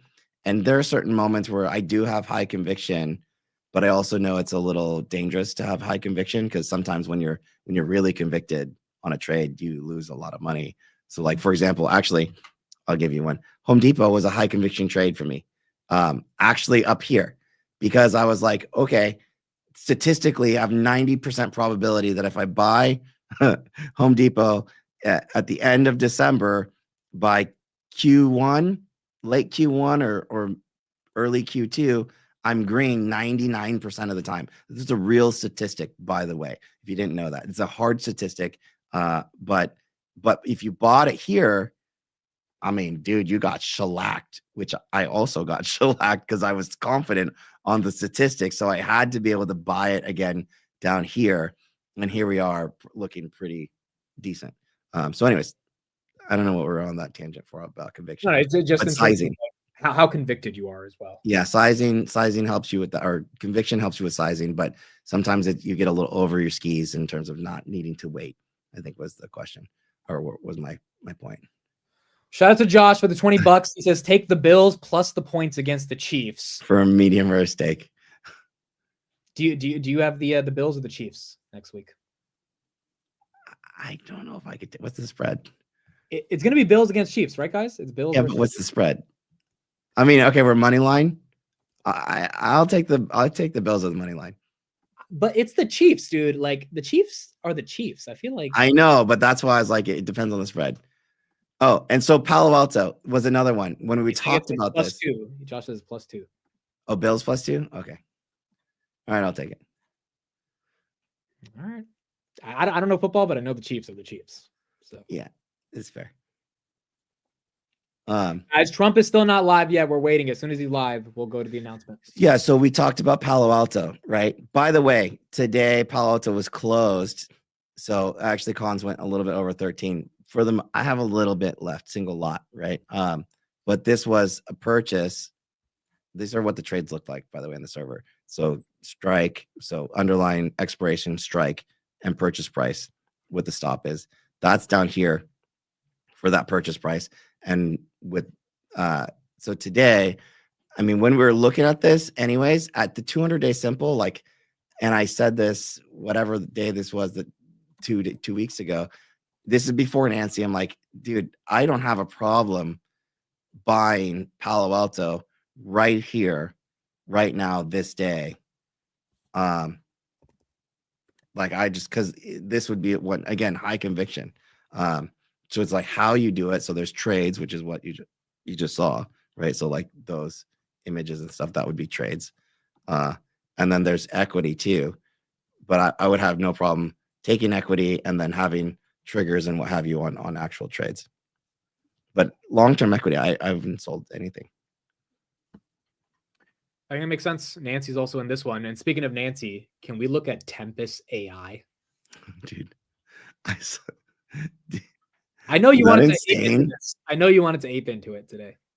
No, I didn't, because I was just like, honestly, everything else, I was just my mood. This was my mood today, just chilling. Turn that off. You're gonna demonetize. We can't do the music. We got Right. copyright strike 3 times yesterday, bro. I know, I saw that. So like yeah, that's wild. I mean, do you feel like she's not using like the public as her exit liquidity here or what? I mean, bro, if we get a disclosure that she fucking sold, that's gonna be interesting. It was a super small market cap though. Well, now it's 7. So. Bought it at like 4 billion or something, 5 billion. Whatever. Yeah. It was a Okay. good spot though, regardless. And it's a high beta stock, right? So we looked at the chart that day. Like this was a good spot in general if you were to take a technical shot. And I was thinking that, remember, I was thinking she bought the $50 calls because like, oh, okay, it could go to 50. That's what I was thinking. And here it is, dude. And she bought 20s. But I wouldn't press this because this is that center line consolidation. This is where like a lot of the congestion is from a stock perspective. So you have a lot of people kind of selling, some bought. I think you're about to find out. So I'd have to do more. I don't need to do a lot of DD on this, to be fair. Like I get what it is. I think it's good speculative stock or speculative position. And I don't know that you really care that much. 2.5 billion increase in market cap overnight because it's still 7.5, right? So I think this is more about where do you think it's going to go? Because it could go significantly higher from here. But from a technical perspective, I can't say that it's really out of the weeds until it's comfortably holding $50.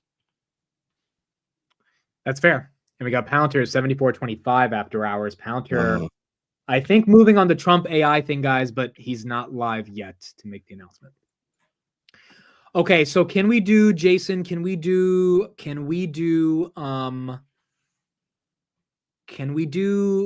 Amazon? Yeah.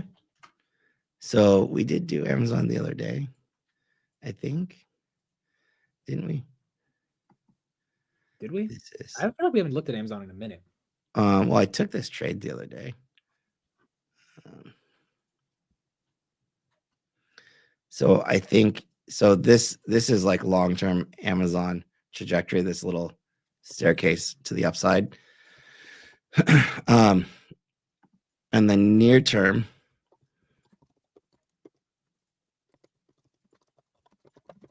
so you had what I was really kind of considering like as consolidation. So just kind of connecting these highs right there. So this, to me, it's a channel. It's an upside channel. So this was just ends up being one more higher low. I wanted it lower. This is another one where it's like I would have gotten longer, lower, like in this area. I was like drooling for this, but this just didn't happen. I don't want to chase it here. I did end up taking it this day at like 2 something. I believe it was that day. I think these are 2 days old, my contracts. So I took options nearer term ones for like this move into earnings. So that's is 230. Does that make sense on Amazon right here on the technicals? Like, how do you define where we are right now?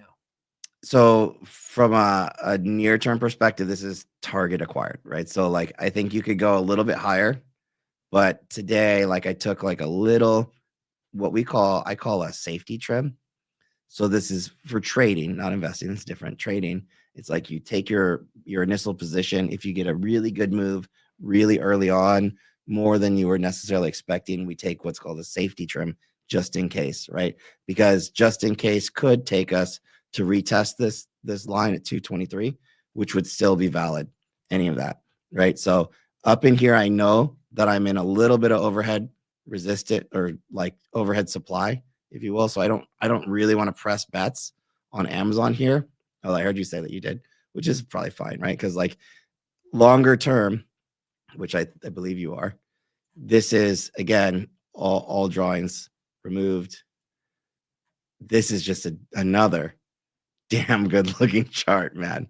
Right. And we talked about this from the gate in terms of like what are like the top performing stocks of the year.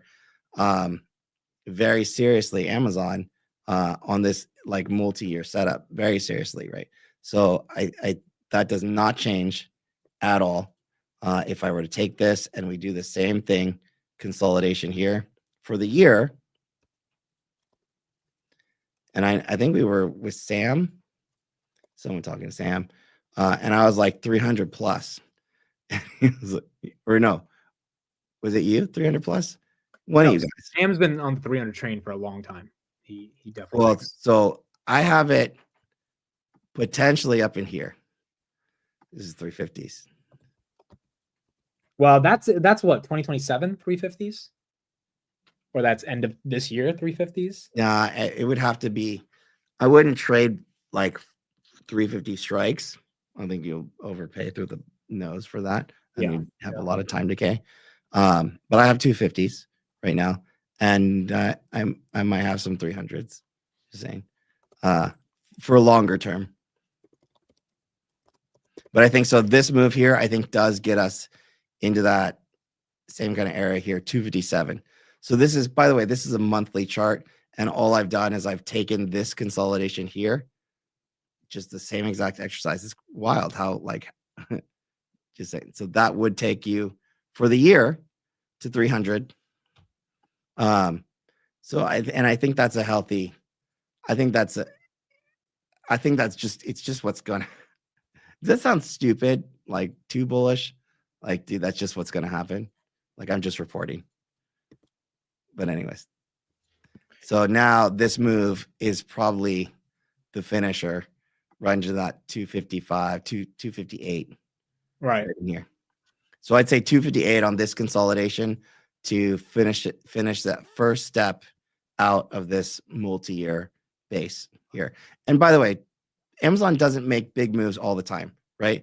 It goes years where it goes nowhere, right? And so just so you know, Amazon went sideways for 2 years, right? And then before that, it went sideways for 2 years. So this is the personality of this stock, right? So it goes sideways for a very long time here, 2 years, and then it makes one big move, and then it goes sideways for another 2 years. It makes another big move. This one happened to rebound, but at this point, I'm still looking at this as this whole scenario where it's gearing up for the big move into the threes. Right.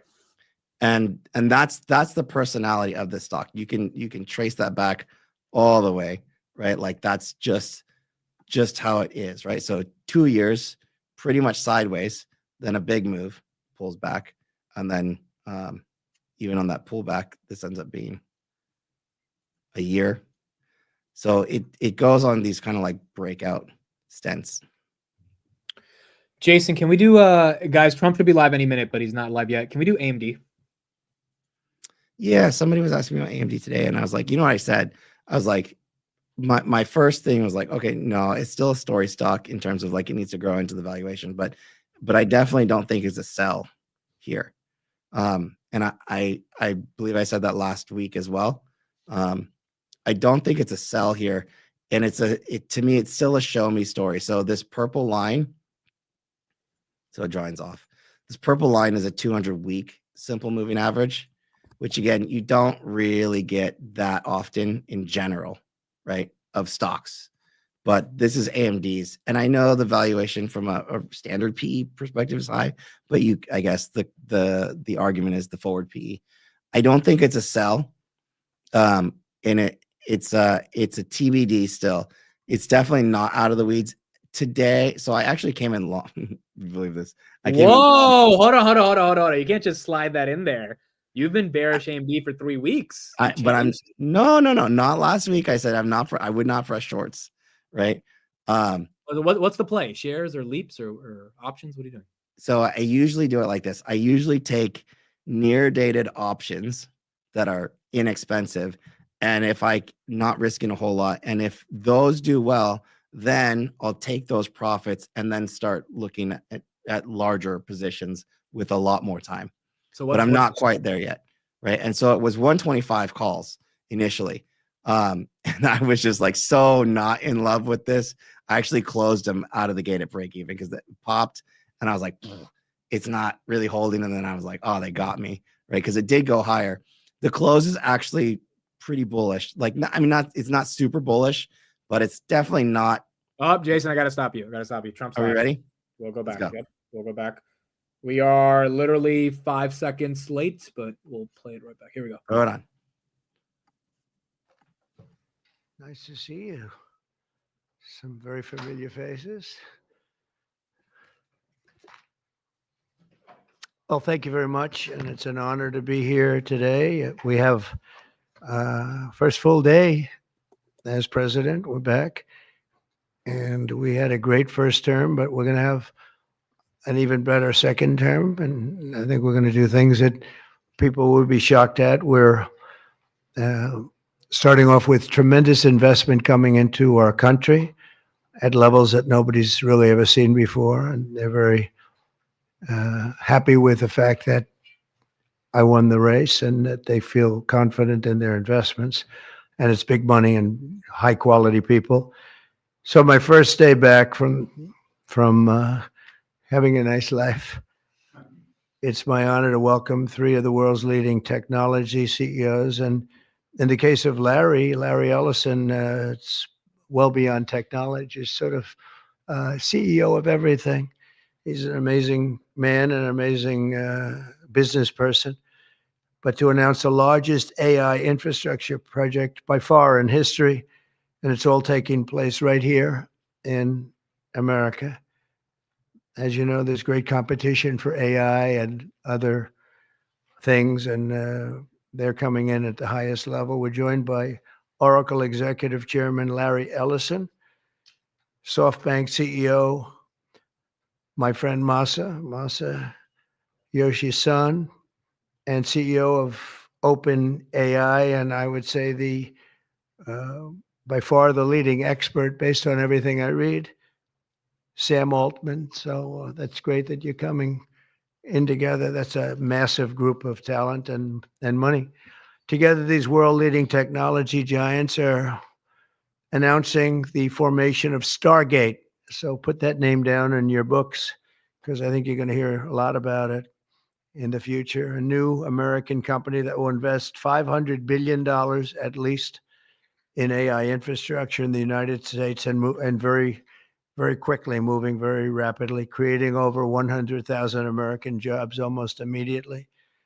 This monumental undertaking is a resounding declaration of confidence in America's potential under a new president. Let me be a new president. I didn't say it, they did.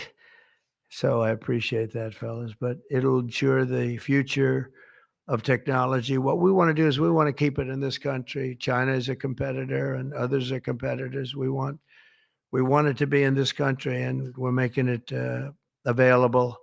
I'm going to help a lot through emergency declarations, because we have an emergency. We have to get this stuff built. So they have to produce a lot of electricity, and we'll make it possible for them to get that production done very easily at their own plants if they want, where they'll build at the plant, the AI plant, they'll build energy generation, and that will be incredible. But it's technology and artificial intelligence, all made in the USA. Beginning immediately, Stargate will be building the physical and virtual infrastructure to power the next generation of advancements in AI, and this will include the construction of colossal data centers, very, very massive structures. I was in the real estate business. These buildings, these are big, beautiful buildings. Are going to employ a lot of people, and physical campuses and locations currently being scouted nationwide. They're making their choices of locations. I think they have their choice.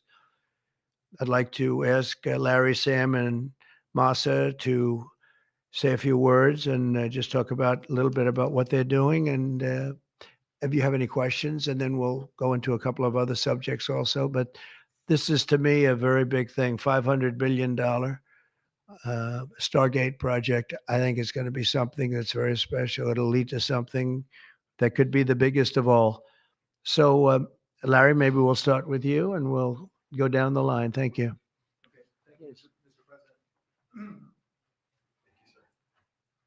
Thank you, Mr. President. We certainly couldn't do this without you. It would simply be impossible. AI holds incredible promise for all of us, for every American. We've actually been working with OpenAI for a while and with Masa for a while. The data centers are actually under construction. The first of them are under construction in Texas. Each building's 500,000 square feet. There are 10 buildings currently being built, but that will expand to 20 and other locations beyond the Abilene location, which is our first location. The kind of applications that we're building, to give you an idea, maybe the most charismatic and the one that I think touches us all is electronic health records. Not just maintaining electronic health records, but by looking at electronic health records, understanding the condition of doctors, better understanding the condition of their patients, and being able to provide healthcare plans that are much better than they otherwise would be. A doctor in Indian River Reservation would be able to see how a doctor at Memorial Sloan Kettering would treat the patient, or a doctor at Stanford would treat the patient. We actually provide all of that information, all of that guidance to the doctors who are treating cancer patients or patients with any other kind of disease, made possible by AI. I'm not going to take a lot of time. I'm going to pass it to Masa, but this is a very exciting program for Oracle to be a part of. Thank you. Bro, did you catch that? Because that's Tempest now. That's good. That's great. I feel tall now. Thank you. Well, Mr. President, last month I came to celebrate your winning and promised that we will invest $100 billion. And you told me, oh, Masa, go for 200. Yeah. Now I came back with 500.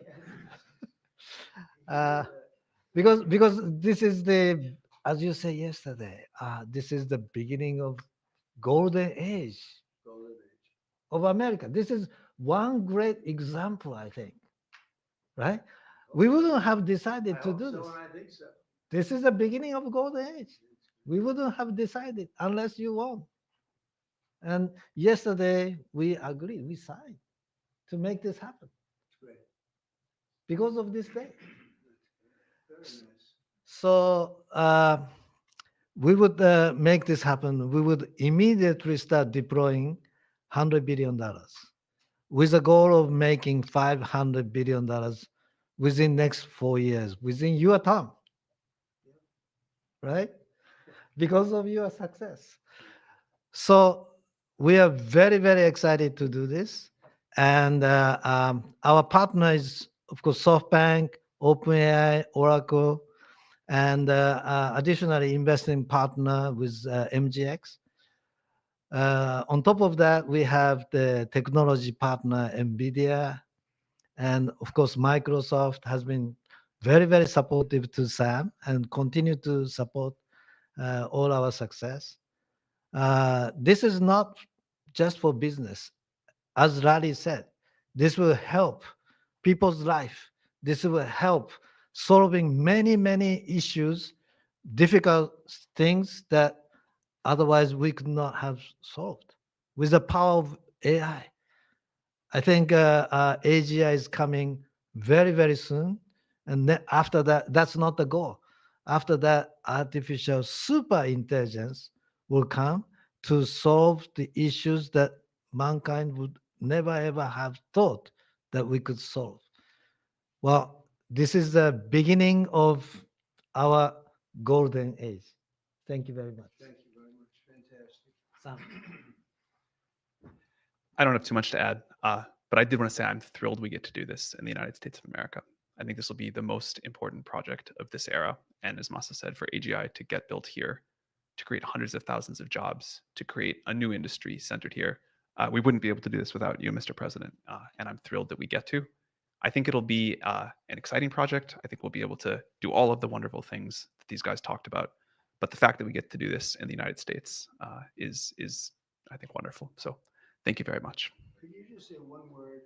I hear so many positive things about what it's going to do for medical research and for solving things, cancer and all the different problems. How will AI help us with the fight against the various problems, diseases, etc.? These guys can maybe share more about some of the work they're doing there. I think they'll jointly be some of the leaders about driving progress here. But I believe that as this technology progresses, we will see diseases get cured at an unprecedented rate. We will be amazed at how quickly we're curing this cancer and that one and heart disease, and what this will do for the ability to deliver very high quality healthcare, the costs, but really to cure the diseases at a rapid rate, I think will be among the most important things this technology does. Great. Very good. Thank you. Can I sneak in and answer that question, Mr. President? So we're currently working on. Should I step on this? Okay. All right. No. I'm not that tall. I'm not that tall.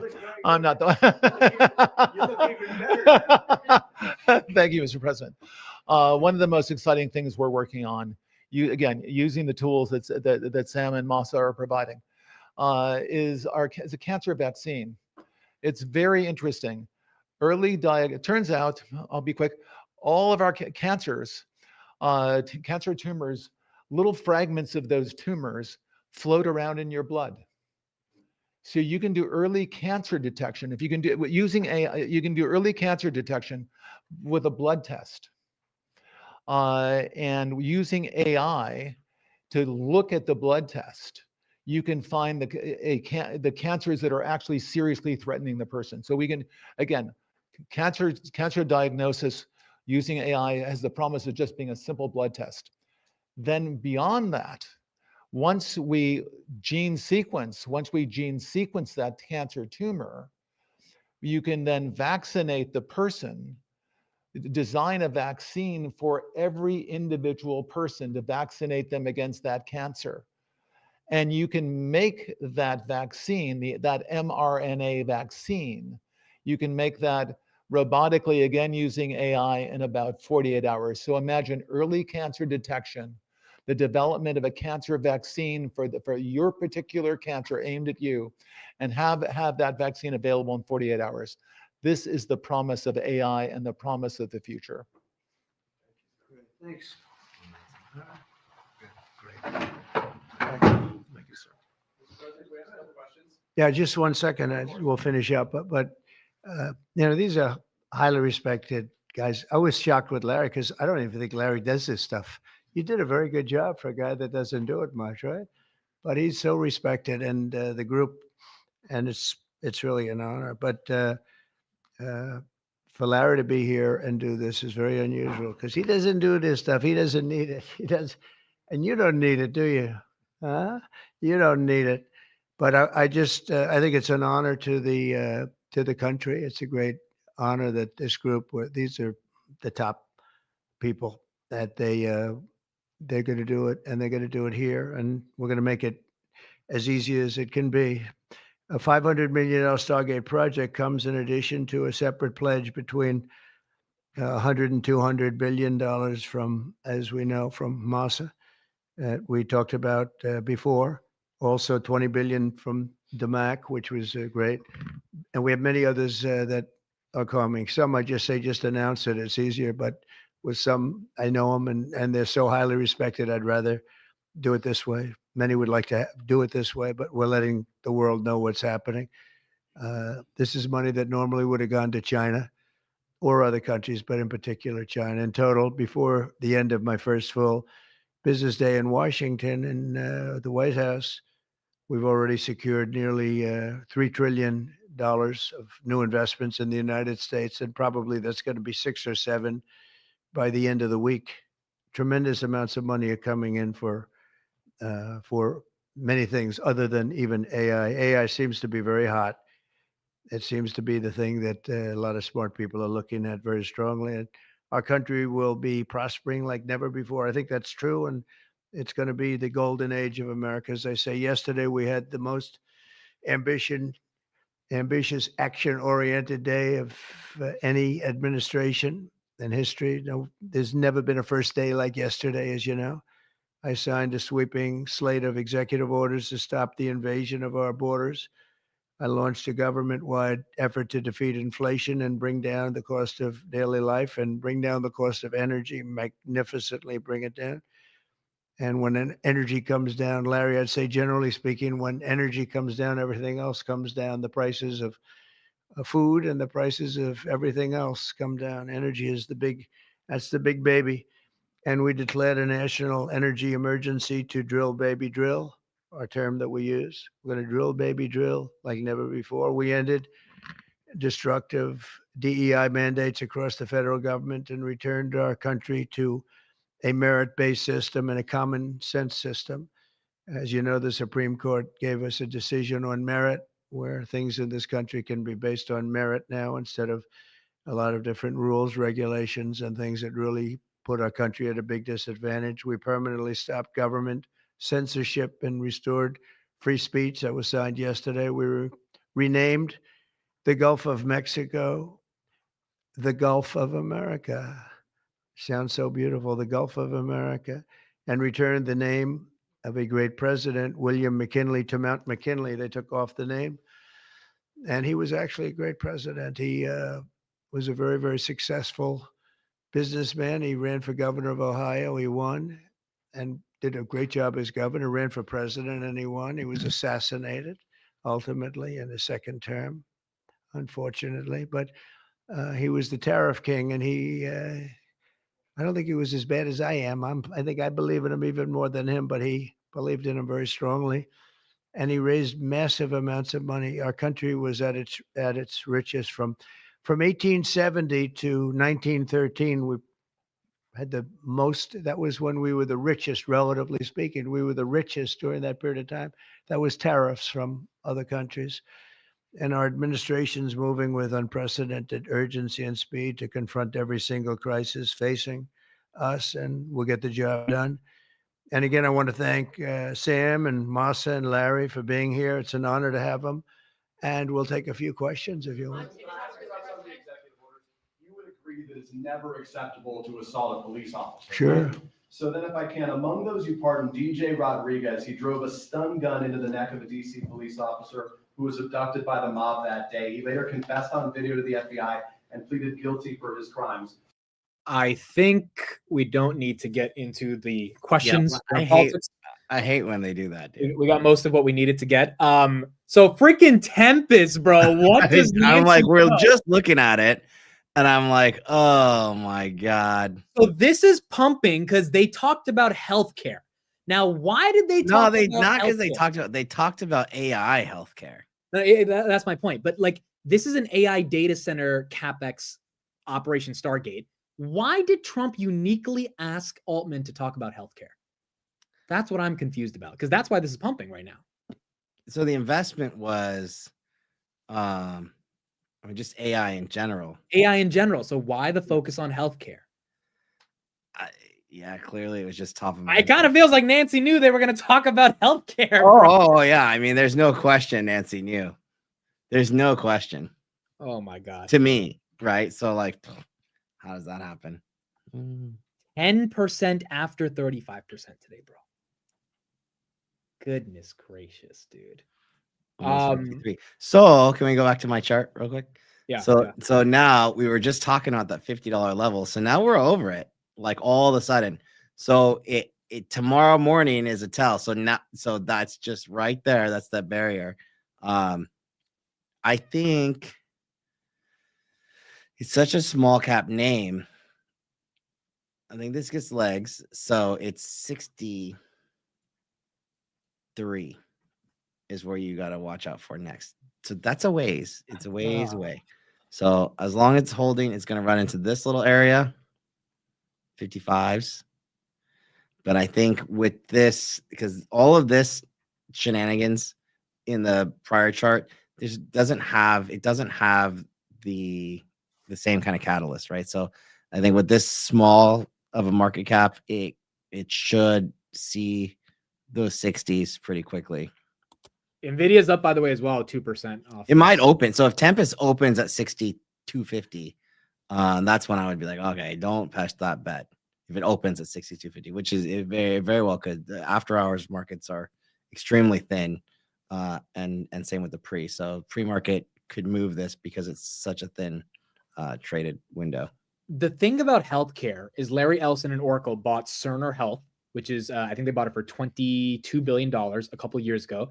That is all AI healthcare. If you listen to any of the earnings calls from Oracle a couple of quarters ago, everything in Cerner, they're transitioning to AI. I guess that makes sense why Trump asked them about AI, but the idea that Oracle is speaking at this press conference, given how rooted they are with AI healthcare and Cerner, that could have been the catalyst for Tempest to catch a little bit of a bid here, and then the Nancy buy just makes it all make sense. Yeah, so I think with the combination of those, it's poised to run pretty quickly.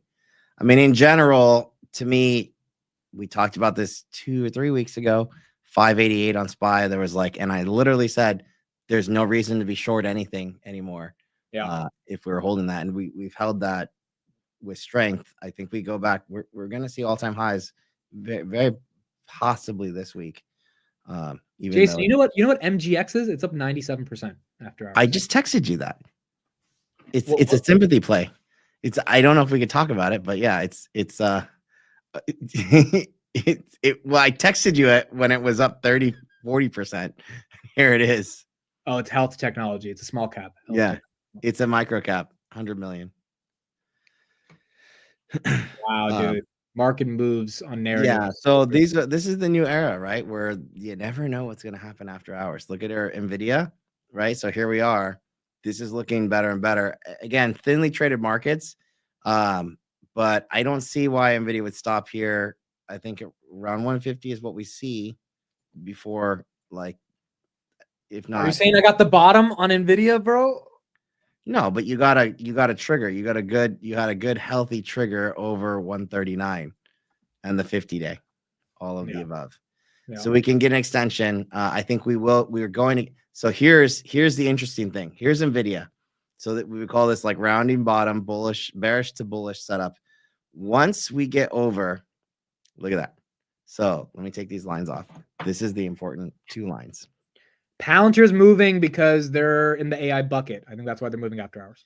So 143.57, or let's say 95. So this is from the opening Wednesday, June 25th. Between, you guys know what fair value gaps are? We could talk about it. So when the market has a big outsized move like this, it doesn't have the opportunity to decipher what they call what fair value is. So there are 2 spots. So one, this spot, and you see on my right hand of my chart, this is a volume profile. So there's a big gap right over here.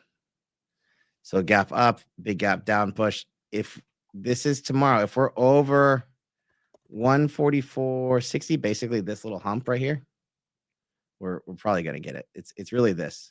So 143, there's a big inefficiency in the market, at least up to 48, potentially up to that 50 area again.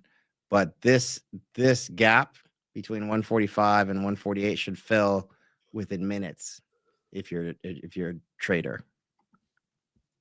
They said MGX. Yeah, MGX just fell 50%. Yeah, it's a micro cap. It's a micro cap.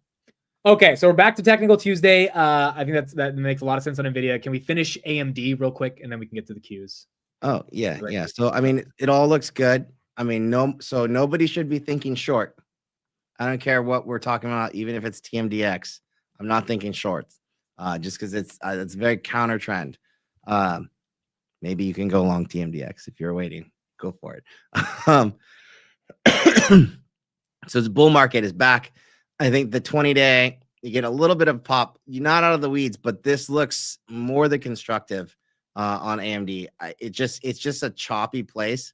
So I think what I would say here is like be in with time. When do these guys report? When does AMD report? Feb 4th. I actually don't trust TradingView that much. If you guys know when they report. Maybe yeah, February 4th. February 4th, yeah. So we've hit there. This is out. This is probably not going to happen right now. So we're going to hit this area. This is 131. You remember that 128 area. So I think we get back to I think you get back to retest that 128 area right in here. You're probably going to look like a little bit of a double top, and it might stall right there. So 128, 130. If it can get through, that would be ideal. That's this area, right? And this prior top. So it needs to get over 130 comfortably. February 4th, that's next Tuesday. It's not a lot of time, but this is a pretty crazy market right now. It's very possible. I saw a little bit of a gap. Palantir is getting the pump, guys, off this AI announcement. So this is one where I would not, even though I was short a bunch of times at like 128 or whatever, I'm not going to take it short again at this 130 level. So I think that you're not out of this trajectory, this like prevailing downtrend, but if you took a shot, I think that's fine. If you can get through 130, call it 131, then you really should see the 150s. Regardless of valuation, I don't have to agree with that. In this case, I wouldn't. But earnings would be the catalyst to get past 131, right? Mm-hmm. Yeah, and then you're looking back into this area, 150s. So if you're long dated, let's say you have 125 calls, long dated, and you're looking for a 150 plus target, that means that you want to be at least, depending on how much time you have, probably 25, $40, depending on how much time you have for at the money calls, give or take, if you get to 150. But I think this is where you take a breather. At this point, if you're really an AMD fan, I think you go for it ahead of earnings. So the setup here is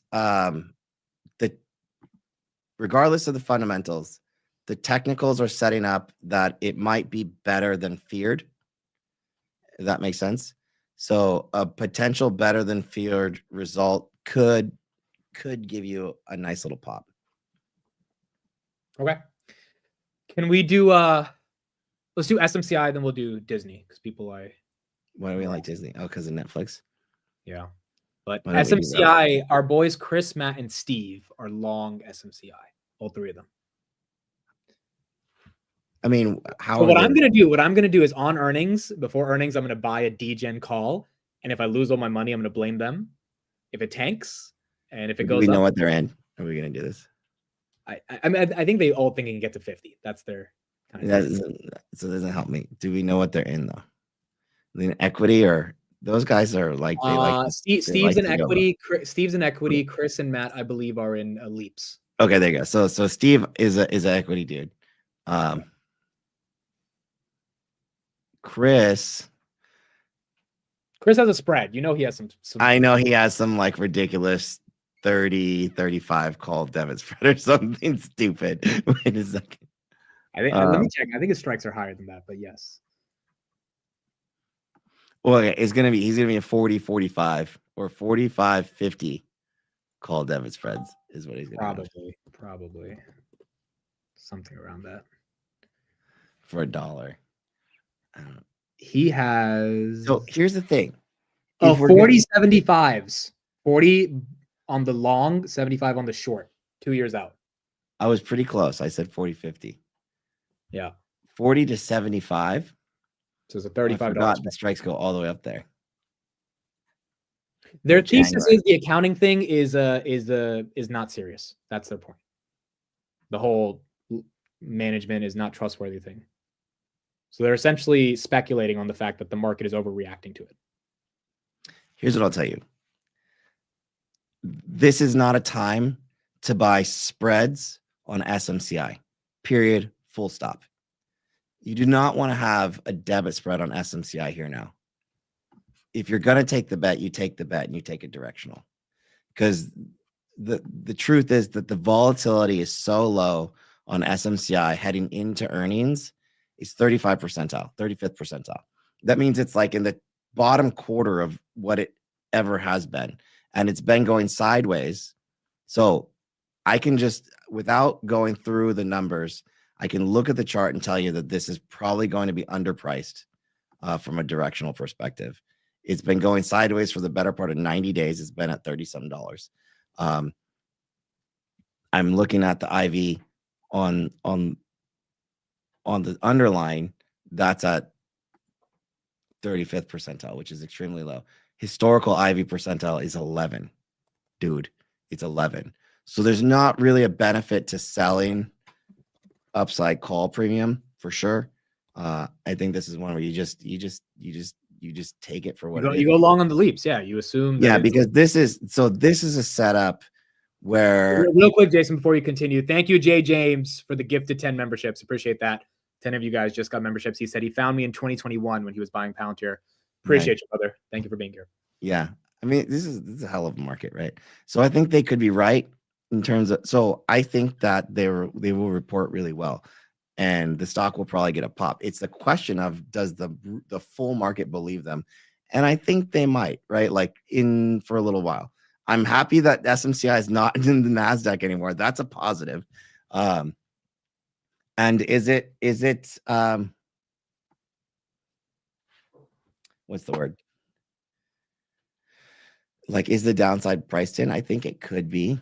But that's their point. Their point is that if they lose their money, they lose their money. But this thing would have to look. $75 a minute is not. It's honestly, it seems like a lot, but it's not out of this world. No, I agree. It's literally just from here to here. The thing was at like hundreds, not that long ago. So to get back to 75 is more than 70 is more than reasonable.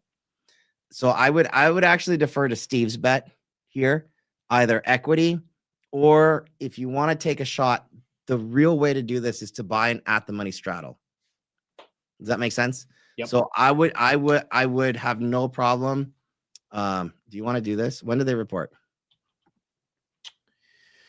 February something, if they're even gonna give us a real report. So the chart to me looks like it's going to be underpriced.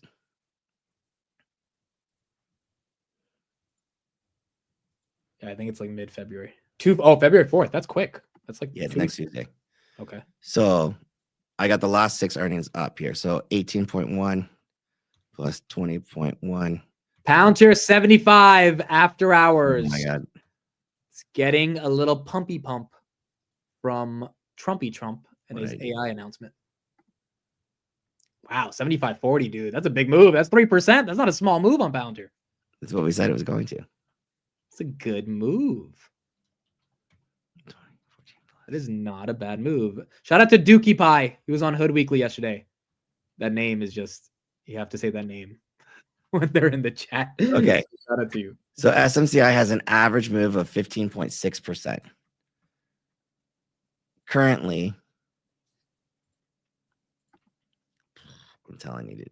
So currently, the stock is implying a $2.50 move. It's underpriced, definitively. 100%. 100%. That's correct. All right. Wait, I'm on the wrong expiration. Shit. Okay, $4. It's still underpriced. It's implying a $4.45 move. Yeah, I mean, it's either going to have good margins, which was the issue last time, and good revenue growth and actually file their earnings, or it's not. Like, that's the bet. Yeah. Netflix, by the way, $9.95 after hours. There you go. So what I will say right here, right now, even though there's like a 13% implied move that is underpriced historically, the options for SMCI are definitively, by definition, mispriced, underpriced. Does that make sense? Yeah, no, that makes a lot of sense. You guys see how I did it though? Yeah. I took the data, right? Last year and a half worth of like earnings, Average move 16. Took the current like option pricing at the money straddle. It's pricing of 13 and change. It's underpriced by 3%. So you could buy an at the money put and an at the money call, and that would actually not be, the odds would be on your side. All right. Oh, it makes sense. I mean, so you and me both have to go long SMCI on earnings, and then we get to blame, or at least I'm definitely going to do it. I get to blame Chris and What I'm telling you is we buy the straddle, and then we blame them for the loss on the calls, and then we'd be like, yo, but I inversed your ass and I won. That's a good idea. That's a good idea. Okay. Guys, put some tickers in the chat. What other tickers have we not done yet? Can we do Apple? Let's do that one. Yeah, so Apple, dude, really close. I actually took a shot anyway. So this is coming in hot to a pretty key level on Apple. So just slightly over your 200-day simple. It's usually a decent spot. It's kind of like where, so I feel like it's de-risk, but it may not be over. So usually what I like to do is I like to buy a higher low below like a key SMA. So like if this is low, this one would be a higher low. That was the same kind of thing. So Palo Alto, it was this low, ends up being, I think it was intraday. So it wasn't this day, it was this day right here, which was a higher low. So if this was the low the day before, this day ends up being a higher low below a key moving average. That's why I took it. I like this type of setup. So Apple's very close. Depending on your time horizon, you're probably fine. But I think that puts it probably around that 216 level. Just slightly below. I think you have some decent support. That said, right where you are here now, 215. I really, if you don't own Apple, I think you could buy it here with low expectations. Like I'm not gonna say I think it goes like V recovery. I don't think so. The setup into earnings is very good though. You can't deny that, right? I can't deny that. Yeah, the setup into earnings is pretty good. So I think, Thursday is supposed to be earnings. This breaking news. President Trump just proposed a 10% China tariff. Did they go up? Is the 10-year dumping on that? Hold on, let's see. Or you're spiking on that. The 10-year is fine. The dollar is the dollar's fine. Market's okay with that. 10% is fine. Dollar's actually at 107. 107.9. 107 is good. Remember, by the way, like if you guys haven't been following Technical Tuesdays for the last few weeks, we've been saying two things. Like definitively, number one, what was it? Dollar 109. That's the level and this was when this was inauguration day. It's kind of popping. We're like, no, right into overhead resistance. We said this live. Big flush. The second barometer reading we want to see was the yields coming down. This is the 10-year yield. This is not the bond. This is the yield coming down. So both of these two things, just more confluence from your like hot, cold, like, stoplight, red light, green light. They're still flashing green.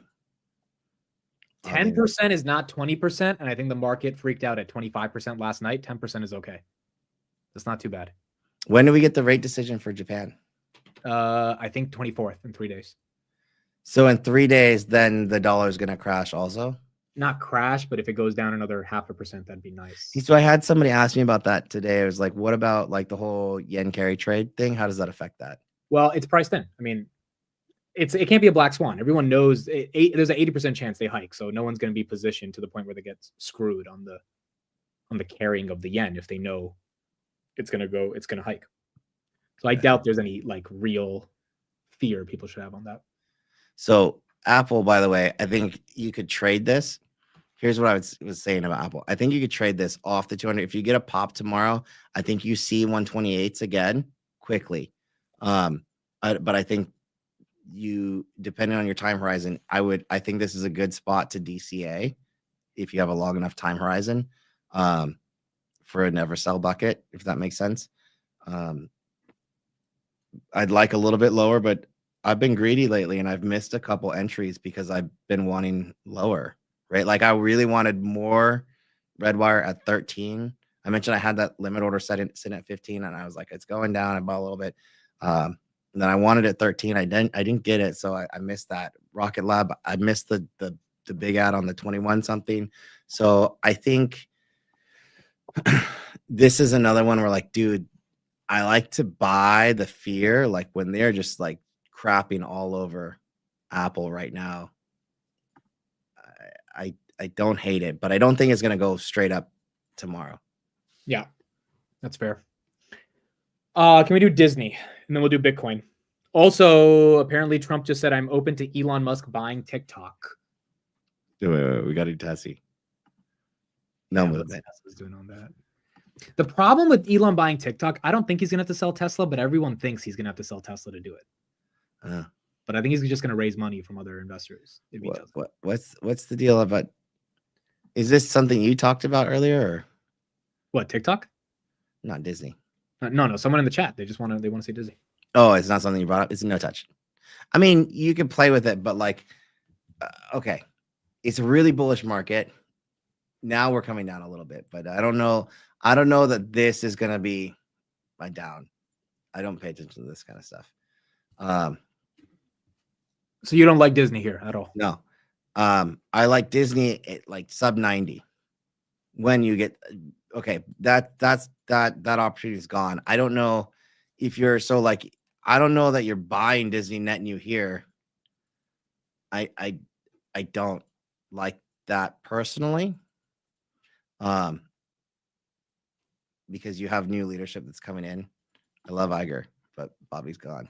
Bobby's on his way out. It's channeled down. You usually get this sub 100. You want to buy weakness for sure on Disney. This is not exactly weakness. But do we think the numbers, if Netflix had such good numbers, will Disney have such good numbers? But Disney has so many other things going on with it, right? So like, no, I get it, but I feel like this was a tailwind across the holiday season. Or do you think it's a Netflix? They don't have any lives. No, they don't have any live events. Do they? No. Like, first of all, I pay for Disney Plus and I pay for Netflix. And I like Disney Plus stuff, but like, no, I watch 10x more Netflix than I do Disney Plus. What about your kid? Does he watch Bluey or anything like that on Disney? Yeah, but that's not Disney. Well, it's on Disney, but like dude, he's like, he has like a crush on Miss Rachel for sure. Like Miss Rachel's he's got a thing. I don't know what it is, but it's all babies and Miss Rachel. She's got their number, man. I don't know. Anyways, 110 is a big spot, right? Big spot at congestion. You probably get there, right? So like, can you take it? So this is the kind of thing where it's like, okay, here's where I'm at. Am I high risk or low risk here? Because 110, you're gonna run into a lot of sellers, right? Or to me, potential sellers. Because like you're in Disney and you're looking at Tempest, you're looking at NVIDIA, you're looking at the Mag 7 about to report. Yes, Netflix just did good. It might get a pop, but like it's to where it's sitting at 109.50 right now. Your upside, you got to know at 111, you're going to get hit and it's going to chop. So unless you have like a much longer term view, if you did, I think you're okay. But you're right into a lot of this. So like, here's this another like kind of downtrend. You have all your SMAs. You're gonna get smacked at.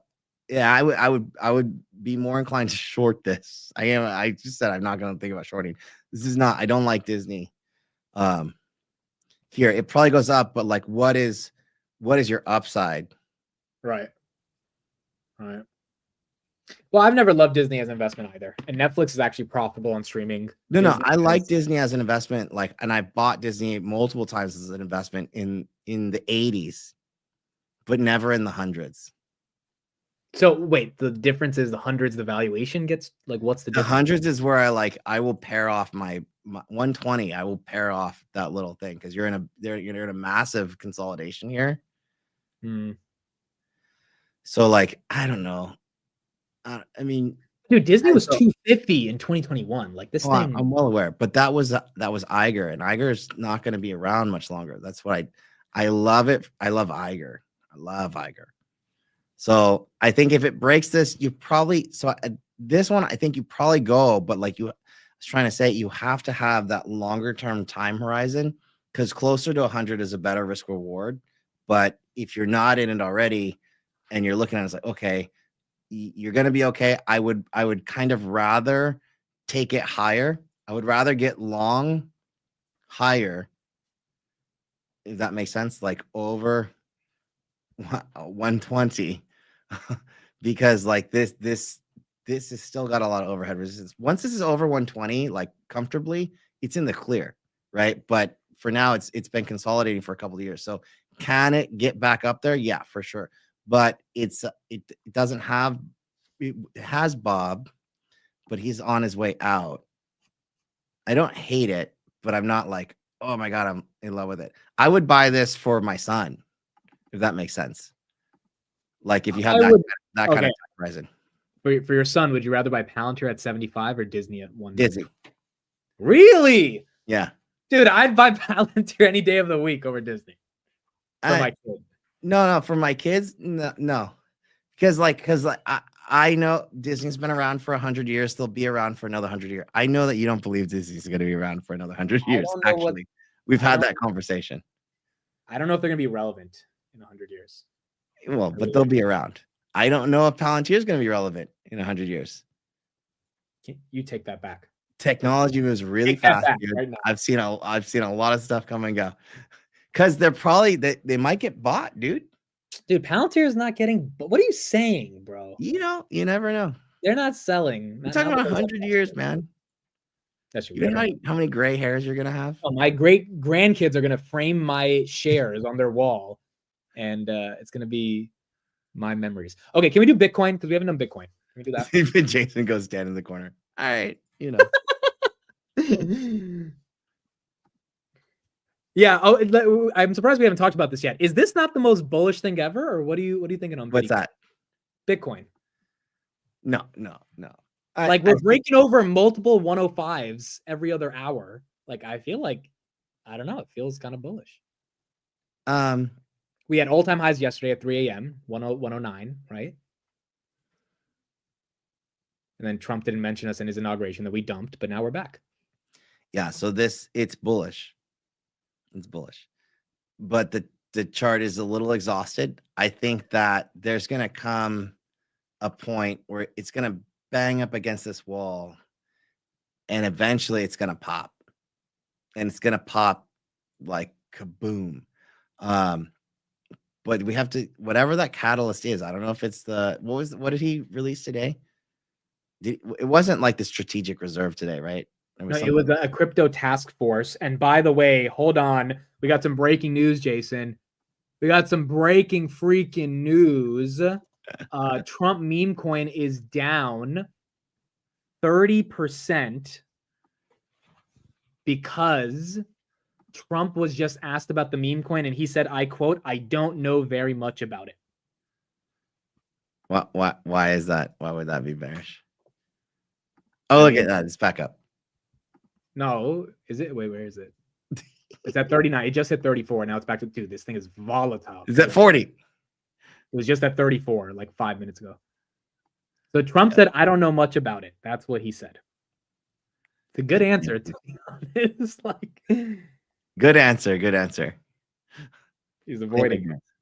Actually, so 35. Do you own this? Are you own this? I do not own this, no. But a lot of people are buying it on Hood, which I'm happy about. 35. Do you own this? No. But no, I don't. Crypto is so frothy right now, though. Like, I could see why you could. I think the money was been made, right? So now you have to know it's risky.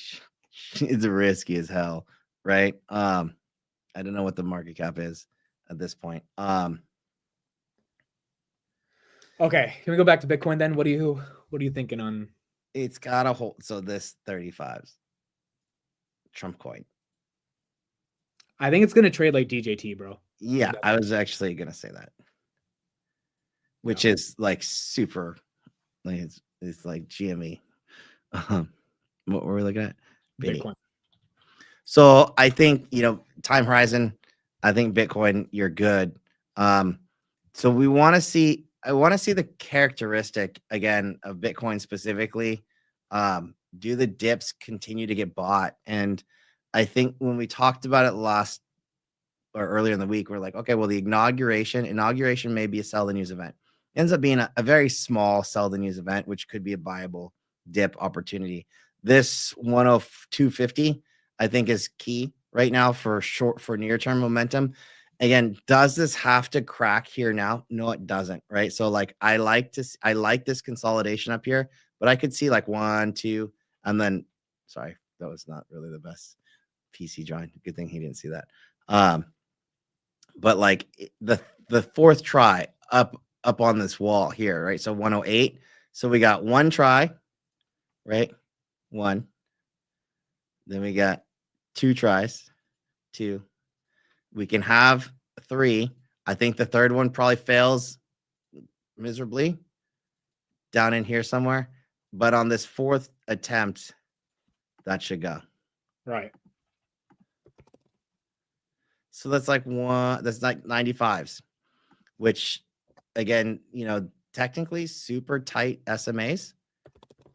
It's a decent setup. So the dips should be buyable here. Well, in general, do you feel we are toppy on crypto as an industry, or Trump is super bullish? What would you characterize the current landscape? Do I feel like we're toppy? No, I think we're I think we're a little exhausted, but it's going to happen. But then you said Trump meme coin is frothy. So what implications does that have on Bitcoin? That's the environment. That means that, so to me, that's bullish, right? Because like there's still a lot of, so number one, there's a bunch of cash on the sidelines that's ready to deploy, right? Number two, like a lot of eyes are on the crypto verse right now. So I still think like, dude, okay, last call below 100 nibbles. I'm sorry if you're not long already. I don't know what to tell you. But as long as this is hovering around 100, it's accumulating, or it's setting up to make a move to the 120 plus. And that's when you'll see that exhaustion. Yeah. If it moves. But at this point, we could have a dip. So we went from trappy to choppy. Right. And now we're then we're going to be trendy. So the market, I think, is in the trendy spot already. So we're trending up. So now you could start to look more breakout type stuff, whereas opposed to the week before, 2 weeks ago, 3 weeks ago, you didn't want to be doing that. So now maybe we could start seeing some of these breakout type trades while we're going to be trendy in the stock market. The crypto market is a little choppy here, but that's usually what happens right before you trend, if that makes sense. Okay, so I have another question for you on Bitcoin, and then we'll do Google. But before that, let me play this quick 20 seconds of our president acknowledging or not acknowledging his meme coin. I don't know where it is. I don't know much about it other than I launched it. I heard it was very successful. I haven't checked it. Where is it today? You made a lot of money, sir. How much? Several $1 billion, it seems like, in the last several days. Several billion? That's peanuts for these guys. Bro, what is happening? What is happening right now? Oh my goodness. Several billion is peanuts. He can fix the deficit in a blink of an eye. Okay, so that was Trump. Now, this is a question on Bitcoin. You've been in this for a while. What are obvious signs that our audience would benefit from around trying to call a top around Bitcoin, or trying to say, all right, this thing is getting really frothy, it's time to trim. What do you think? No. I understand. I understand you're long forever. I get it. But like, what is a November 2021 type of sign? I think people would like people want to tactically take away something in this environment to understand when Bitcoin feels a little bit. Q4 blow off top. Q4 blow off top. Q2 usually marks a near term top, which is April-ish, and so it's going. So what will happen? So okay, to say we've just straight up overdone it is after we get through the winter season. I hate saying this, so it's seasonal. We get through the cold months, we should be popping. Summer comes around, we're probably going to sell off a little bit. But if come next eating season, remember, I use these terms so it's easier for people to remember. But if we get to the next eating season, which is like Halloween, Thanksgiving, Christmas, New Year's, through Valentine's Day, if we get there, but we don't have another rally, that's not good. That will mark your top, if that makes sense. Yeah. So expect this to continue on, but it's not going to be till the end of the year that, like, if we don't get that Q4 type rally, it's not really that great. Oh, I did forget Super Bowl. Good call. That's fair. I think that's a fair answer. It's a very fair answer. Okay, can we do Google? Google, yeah. So close to 200. I always, by the way, it's always GOOGL. It's always with the L. Don't do the one without the L. I don't know why people do that. This is preferred shares. They trade at a discount to common stock. It doesn't make any sense to me. And it's way more liquid. Everybody get that? Class A with the I just L. checked to make sure I did it with the L today. Like, Class A with the L. It is cheaper than without the L. This is preferred stock that trades at a discount to common stock. And it's way more liquid on options. There's no reason to be doing Class B. Okay. All right.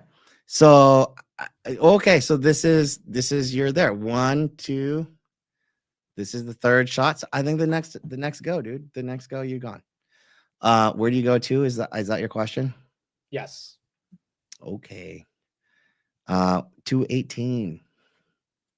218. So first stop 212s, give or take. On just this consolidation. 212s, extension up to 218. If since you're in the Pelosi position, right? Is that what you did? She has 150 in the money calls. She paid. But that's 50. what you took. That's what I took, yeah, today. Okay, so your target is 235 max, 220 first stop, and then you want to see it hover over 225, and then 235 is your primary target. Correct. Yeah. Did you say correct? Yeah. Well, I'm just the premium I paid plus the strike is 210, so it needs to be above 210 by January. Yeah. 2020. But 220-ish, 230 would make it profitable. 235. Yeah, exactly. Cool. So that, just so you guys, again, this exercise, I feel like, you guys are starting to see like the matrix, how this works. It's very weird, right? Whenever you find it, but this is essentially doubling that consolidation down there. That takes it to just over 235. But near term, just this consolidation, and we do it for each one, just this consolidation should take it to that first stop, which is just over 210, right in this area. So you'll get a little bit of a pop maybe next week, and you get this kind of movement like this, whoop, and then it could come back, because remember, stocks don't just go up in a straight line, and then you could see it start to consolidate like this. I believe that would be the trajectory. This is, again, next Tuesday, so it might be on its way to doing something like this by next Tuesday. I think that cloud growth, they're going to crush again, more than 30%. Yeah, I don't have a question there. I just don't know if they're going to be crushing it. That if the market's going to reward them that much. Yes, because it's a huge business. It's not just GCP. GCP is a great piece of that business. I've always rooted for them in the GCP world, but they've always also failed to deliver. Revenues deliver, but like actual in the weeds, frontline delivery, I don't, and then now I'm further away from that world, so I don't really know that much anymore. Yeah. Well, I also think the FTC is not going to be investigating them any longer in the next couple months. True. And yes, GEV is absolutely smoking. I took my GE. What a loser. I sold some GE like a dummy. But to my credit, I did buy GEV. Remember, what was the other one? What was the other one, guys? GE something. Quanta. Yeah. These are mine. These are my babies. This is my never sell bucket. Can we do some chart, dude? Tell me that's just not like a thing of beautiful. beauty. It's absolutely beautiful. This is better than Palantir. Good chart. Can we do some spec names? Like people were asking for SoundHound and then the quants. Look at those.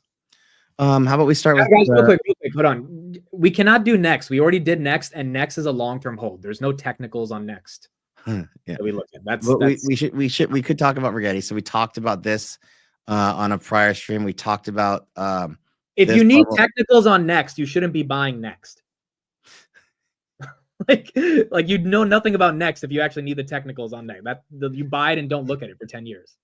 I said I had a little bit of Rigetti down here. I think you're okay. I think you start to trim if you have another green day tomorrow, though. I will say I don't know from a squeezy play. So we talked about this. This was like, okay, the shorts were definitively in my mind at that point using the Jensen dump as an opportunity to exit some of their shorts.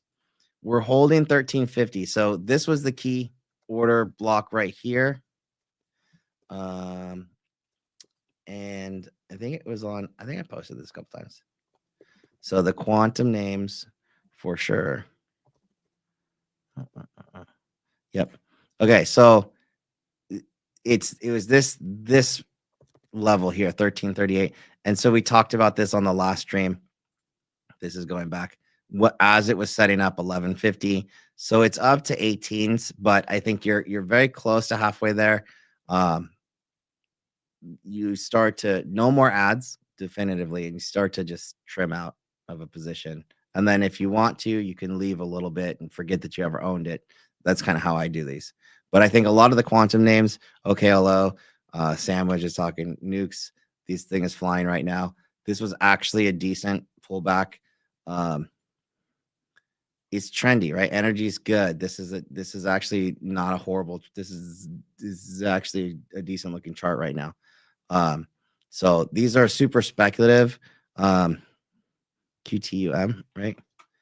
No, so this is the whole quantum space. In its entirety, they've almost pulled back. Wow. The Jensen dump. Yeah, dude, the Jensen dump. Yeah, it's almost all the way back there. So look at this. So now, I mean, so clearly what this should tell you is that yes, so the shorts used this drop as exit liquidity. So now you've probably seen short interest. You'll probably start to see short interest rise again, I would assume, right? Yeah, I would imagine. Was he talking that whole time? No. They're just the chats being the chat. But so IonQ is like, okay, you got a good pop down here. If you added down here, look, you're up. You've almost doubled your money from down here to here, 70%. I mean, I get it. But what I don't get, remember, if you're trading, if you're in quantum names, I would assume that you understand that you're trading more than investing. I don't know. So if you don't feel the need to take profit, you're probably very light. But if you don't feel the need to take some profit and you're very heavy, I would really question that situation. because you're up 70%. Like you just asked, am I being really greedy? Am I going to get my hand caught in the cookie jar? It's possible. Right. But I wouldn't say that you want to short it. Definitely not. I would say it's like you take like moments where like I sell a little bit, but I always you stay long. You keep an okay chunk on enough that like if it continues to go, you're not going to be upset because you had enough. But like if it dumps, you're also not going to be upset because you didn't have too much. That's where I'd want to be. So do you think quantum is also pumping because of the risk on environment we're in? Or no? I think it's the whole thing about AI and quantum in general. Before Jensen set the bomb up. Yeah, but look, you're 45 right now. You're pretty damn close. That's right. Fair. Like take the victory freaking lap, right? Like be good. For a second. And you know, when Amit posted that thing, what did and then I came back in on Amit's post and he was saying, oh, quantum names are down like 50%. I was like, buy one, get one free, right? Like you got one for free. Now the sale's over. That's fair. Jet says, told y'all to get the $5 puts on QBTS, bunch of pussies. Jensen's full of shit. Is that the one, QBTS? I love this. That's D-Wave. I love this. Yeah. Look. So, okay, this is interesting. Of all the quantum stocks, the shitty this one is recovered the least. This should tell you something, by the way. If you're in IonQ, right? That's actually recovered the best. If you're in Rigetti, that's probably like second best. But then you're in QBTS, you're not fully there. Like the other guys are way ahead of you. So that should tell you something. Will this pop?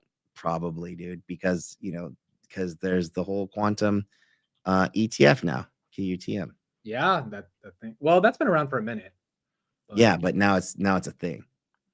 Yeah. Just like the same reason why I'm thinking like why Apple won't go too much further down is because look at the market, dude. We're gonna get more net inflows. And who's the like crazy beneficiary of net inflows? It's Apple. It's Apple. Right. So I don't hate it here. But that doesn't mean it's gonna pop. What we're doing, SoundHound. Yeah. No. Can we do? I know I just said can we not do? Can we do next? Did we get a super chat or something? Such a pushover, bro. No, I'm just a pushover. That's why. What's the TA on next, Jason? Please. It actually went up, dude. Yeah, it went up a lot. It went up like 15% since last week. Remind me again what this is. It's LNG. It's energy infrastructure for LNG. Yes. No, that's all good. So this is SLOB, SLB, no longer Schlumberger. It's a J. I heard you call it. How did you say it? I called it Schlumberger, but then I called it Schlumberger properly after. We just call it SLOB, and everybody will know what you're talking about. So and it'll be funny, right? Because that's the name on the street. It's SLOB. So SLOB is a good trade, actually. So this is oil. So oil services. How about we do this? OIH is the ETF that tracks oil services. So this is not producers or anything like that, but this is if we're going to drill, baby, drill. Here's the logic. If we're going to drill, baby, drill, who is the beneficiary of that? It's like your tankers, people that service the industry, not the commodities per se, but people that service the industry. Does that make sense? And this is the ETF in its entirety of OIH. Ready for this? I'm going to pull this back to a month and you'd be like, holy shit. So this is a big deal in general for OIH, the ETF. No, they're not the most fun stuff. SLOB, I've always liked SLOB. I think it's probably of all of them, it's like one of the better. It's global. You have Halliburton also that's more, I always says that. Halliburton's more US focused. So this might be a better pickup. HAL, if as opposed to SLOB. SLOB got hit with the Russian stuff, so they have a lot more global exposure. So okay, cool. But NEXT is gonna be more like sounds like more like your EOG. which would be your best of breed in the space. So this is EOG, this is Natty Gas, or Cheniere, which is just straight up LNG. That's holy shit, dude. Look at Cheniere. That's probably why Next got a bid last week. Yeah, so this is nat gas, natural gas, which I think that the NG is I think that the underlying commodity can come down, which what you would think like crude is going to come down, coming down today. So USO would be your ticker that tracks that. So I'm going fast right now. It's just overview. So I think USO comes down, right? But the companies that produce this could be a potential dipper. A lot of people like Oxy this year. Well, I think Buffett's part of the reason. Yeah, So it's just the risk is it's definitely like way low. VLO is probably a better producer, I think, in that area. So this is Valero. Chart setting up a lot better for sure. CVX already had its thing. So on Next itself, do you see anything unique in the TA or? So I'm going over. So if I really want to get into something like this, I need to look at the whole industry high level, right? Understand what they're doing. So we just kind of went over it. It's that whole drill, baby, drill, fine. This is specifically LNG. We looked at Cheniere, right? It's way out there. We looked at EOG. That's probably your best of breed in that space. If I'm assuming that I understand this right. So this is EOG, this is nat gas. If Next is in that same category of so we've looked at the ETF of the oil services patch, then we've drilled down into some of the specific nat gas plays. You can look at EQT. So the whole cohort is doing good. EQT looks really good. Really, really good. It looks good. So then, okay, can Next get over whatever, right? I don't know the revenue size, what we can say. We'll go ahead and say this is consolidation. We'll say $14.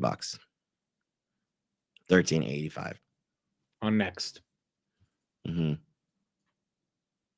All right. It's fair. That's probably going to be decent. That's like a 70%. When I was talking to Steve about this, because they're pre-revenue, he says this thing can tank back to $6 as quickly as they can move up. So yeah, so it's 50%. So it's also small, but like when we do like the sector analysis, if you will, right, which is what we just kind of went through, looked at what's going on in the sector, right? Why is it important? Who's benefiting right now? Looked at the oil services fields as a whole. If Next does something similar, then yeah, you should be able to benefit from the same theme that the market's showing and paying. The market's paying this theme right now. But if they don't deliver, sure. But I don't think it would get hit right now, even if it didn't deliver. Does that make sense? Because the theme is a thing. Okay, what other tickers, guys? What else do we got? HIMS. Should we look at that one? I liked HIMS. Are you long HIMS yet? Yeah. When did you get in? Like 22, 23? Yeah. Like nothing crazy. I was just like, all right. Not crazy bet, not super. Oh, dude, this thing, I hate that these are all showing up here. I think we got like 30 minutes left, guys. So after HIMS, we'll get into rapid fire and try to get as many of these names.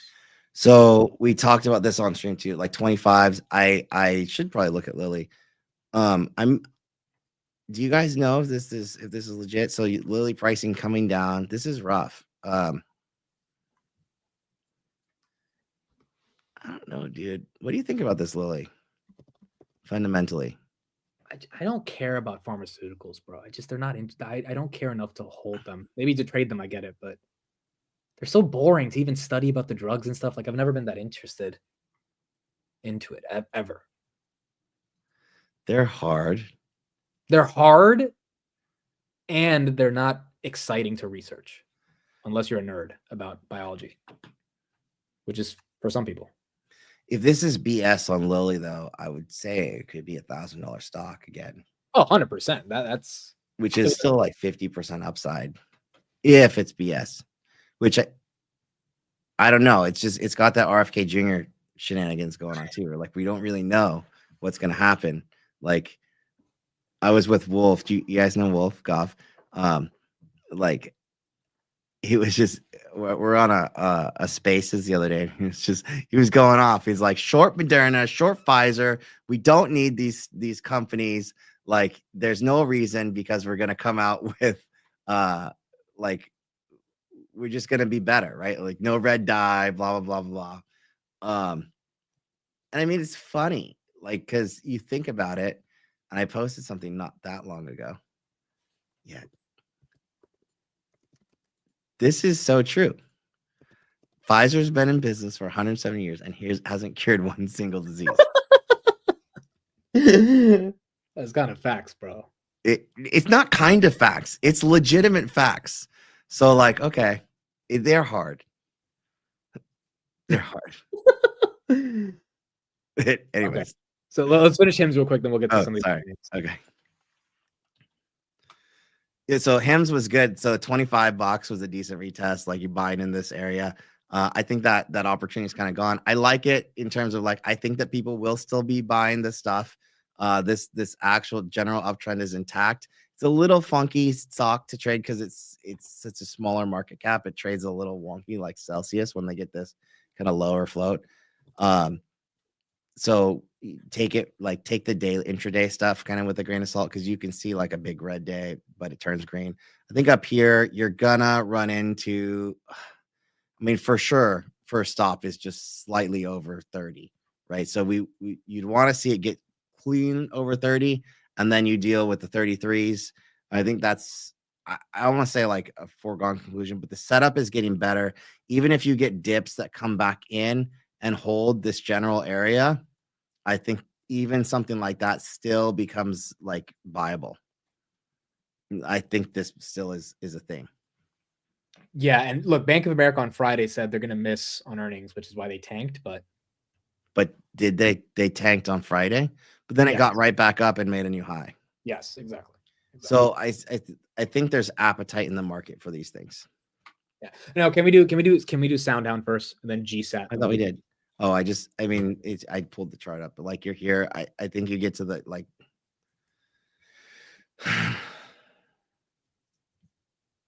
People love this name, bro. They love Soundhound. Do you have Wiener Schnitzels? What? In Jersey? Wiener Schnitzel. Is that like a type of hot dog or something? Yeah. Wiener. I don't think so. I've never had one. It's a burger, or no, it's a hot dog. All right. I'm a big guy. Don't give me a hard time. So there's a drive-through Wiener Schnitzel. And I was like, oh, because they have really good root beer floats. Anyway, it's just a hot dog. Why is it so special? It's a hot dog. It's not special, but because I went through the drive-through and then there was like this AI voice, full blown, the entire order. There was nobody to take your order. Straight up, the entire thing was like, would you like this? Would you like that? Would you like this? Would you like to add that? And I was like, the whole thing was AI. And that's basically sound. I mean, it might not have been Soundhound, but that basically is Soundhound. I'm pretty sure that had to be Soundhound. I mean, who else is doing that? Never been anywhere else where the entire interaction was AI. Yeah. It's not just a hot dog. It looks like a hot dog, bro. What else? I know. But this isn't horrible, right? Like it looks okay. So I think it's again, are we back? Did we just turn the floodgate? Did we just open the floodgates on the whole AI stuff? Taco Bell does it there. Yeah, they have a deal with Taco Bell. So I haven't gotten I guess I could. They have a cantina menu, right? That's better for me. I could try. Anyways, Soundhound doesn't look bad. It looks good. Bible dips would potentially be in the 15s. How's that? Okay. Can we do? You look like you're going to 20. So even if you got it to 15 and then it goes boom to 20, because this is a low float, it could do that real quick. Okay. Can we do GSAT? $3 billion company, I think, in space as well. Oh, that's right. This is Fuckers. He Oh, likes yeah. to buy here too. Global Star. Yeah, this is a nice setup. This is a very squeezy setup. This is a telecommunications company, satellite constellation. Oh yeah, it's like the Iridium. Yeah. It's like Satellogic, I think, too. It looks squeezy, dude. It looks squeezy, so it's like 1, 2, 3. This could be a mover. But $2. I think these are penny stocks, so anybody playing with this, they're not investments necessarily. People usually trade this, so you could buy it for a pop. 220, 215s, because it does this pop, pop, pop. See this? Yeah. So you might get one of these that are like bam. Then you got an exit stage left, because it's not like a. See, this looks like the VIX. Yeah, it looks exactly like the VIX, to be honest. Yeah. Okay, can we do FUBO? All right, I did see somebody ask about PayPal, so I'll do this one. Whoa, why is this down?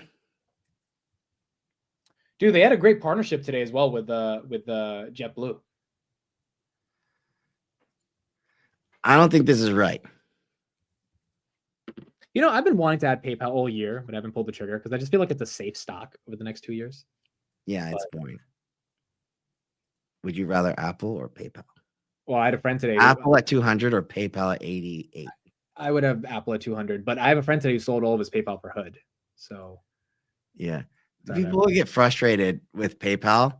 I don't say the second that you get so frustrated with PayPal, that's the second that it actually moons. And yeah. I actually am looking at this as like, I don't see why it would close on its lows today. I think you buy this, dude.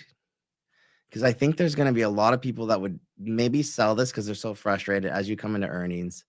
And then maybe like 85s, 86s. Yeah. If we get a downside move like that on earnings, I'd be a buyer. I think that's frustration more than anything. I think they're going to crush earnings. Yeah. Q4 holiday season, they're going to crush. Yeah. I'm looking at this as that, right? So like it's had a decent little pop, but like here's this last quarter to 78. I mean, if you see 85s, I just feel like I'm looking at the market. I'm thinking about the market and I'm looking at this PayPal chart. I'm like, this is nonsensical. Like why would PayPal be being sold off here? I know there's going to be a floor, but around 85s, 86, if you get the opportunity, I think someone would step in. And I think that this looks more like frustration than anything else on PayPal. And a lot of people wield PayPal, so that they might be keeping it down too. Yeah. Okay. Okay, so to that end, Square is XYZ? Now it is XYZ, correct. Oh, this is gonna be hard. 89s. This is gonna be hard to chart, dude. Did it pump today with Bitcoin? Yeah, I think I think it's time, dude. It's hard to chart because it's not there anymore. Wait, why doesn't it just take the old chart and see how they do that? That's weird. Those dirty dogs. I feel like you just go for it because I know it was. I was looking for a higher low around the 84s. Let me see if I can pull up in the server. After hours, guys, some tickers. Tesla's down 1%, Bitcoin 106, Palantir up 2.3, NVIDIA 1.5, Hoodie 50.4, Tempest 13%, Rocket Lab's down a little bit. IBKR, by the way, IBKR said they now have the highest margin balance ever in the history of their company, which is really bullish for just the broader market and obviously bullish for Hood as well, with margin balances going up. Nubank up 1.5%, Redwire up 1.2%, HIMS down a little bit, 0.25%. And then Archer is up 0.5% as well. Archer. Yeah, we'll do FUBO next. Shit, I can't find that Square chart. I know I sent it on our group, but I was looking for a higher low, and I think we actually got it just now. but it's hard to chart because I don't have the historicals since it's a new ticker. Damn it. I don't love the ticker either, but XYZ. yeah. Who knows? Maybe it's a new beginning for them with this because Square and Block never came together. Maybe. We did Rigetti and IONQ. It'll be in the chapters. We did that one already. One day I'll have to ask you to show me how to do that chapter thing. Yeah, I'll teach you. Yeah, I'm not finding it. All right, I won't take any more time. All right, what are we looking for? FUBO. FUBO.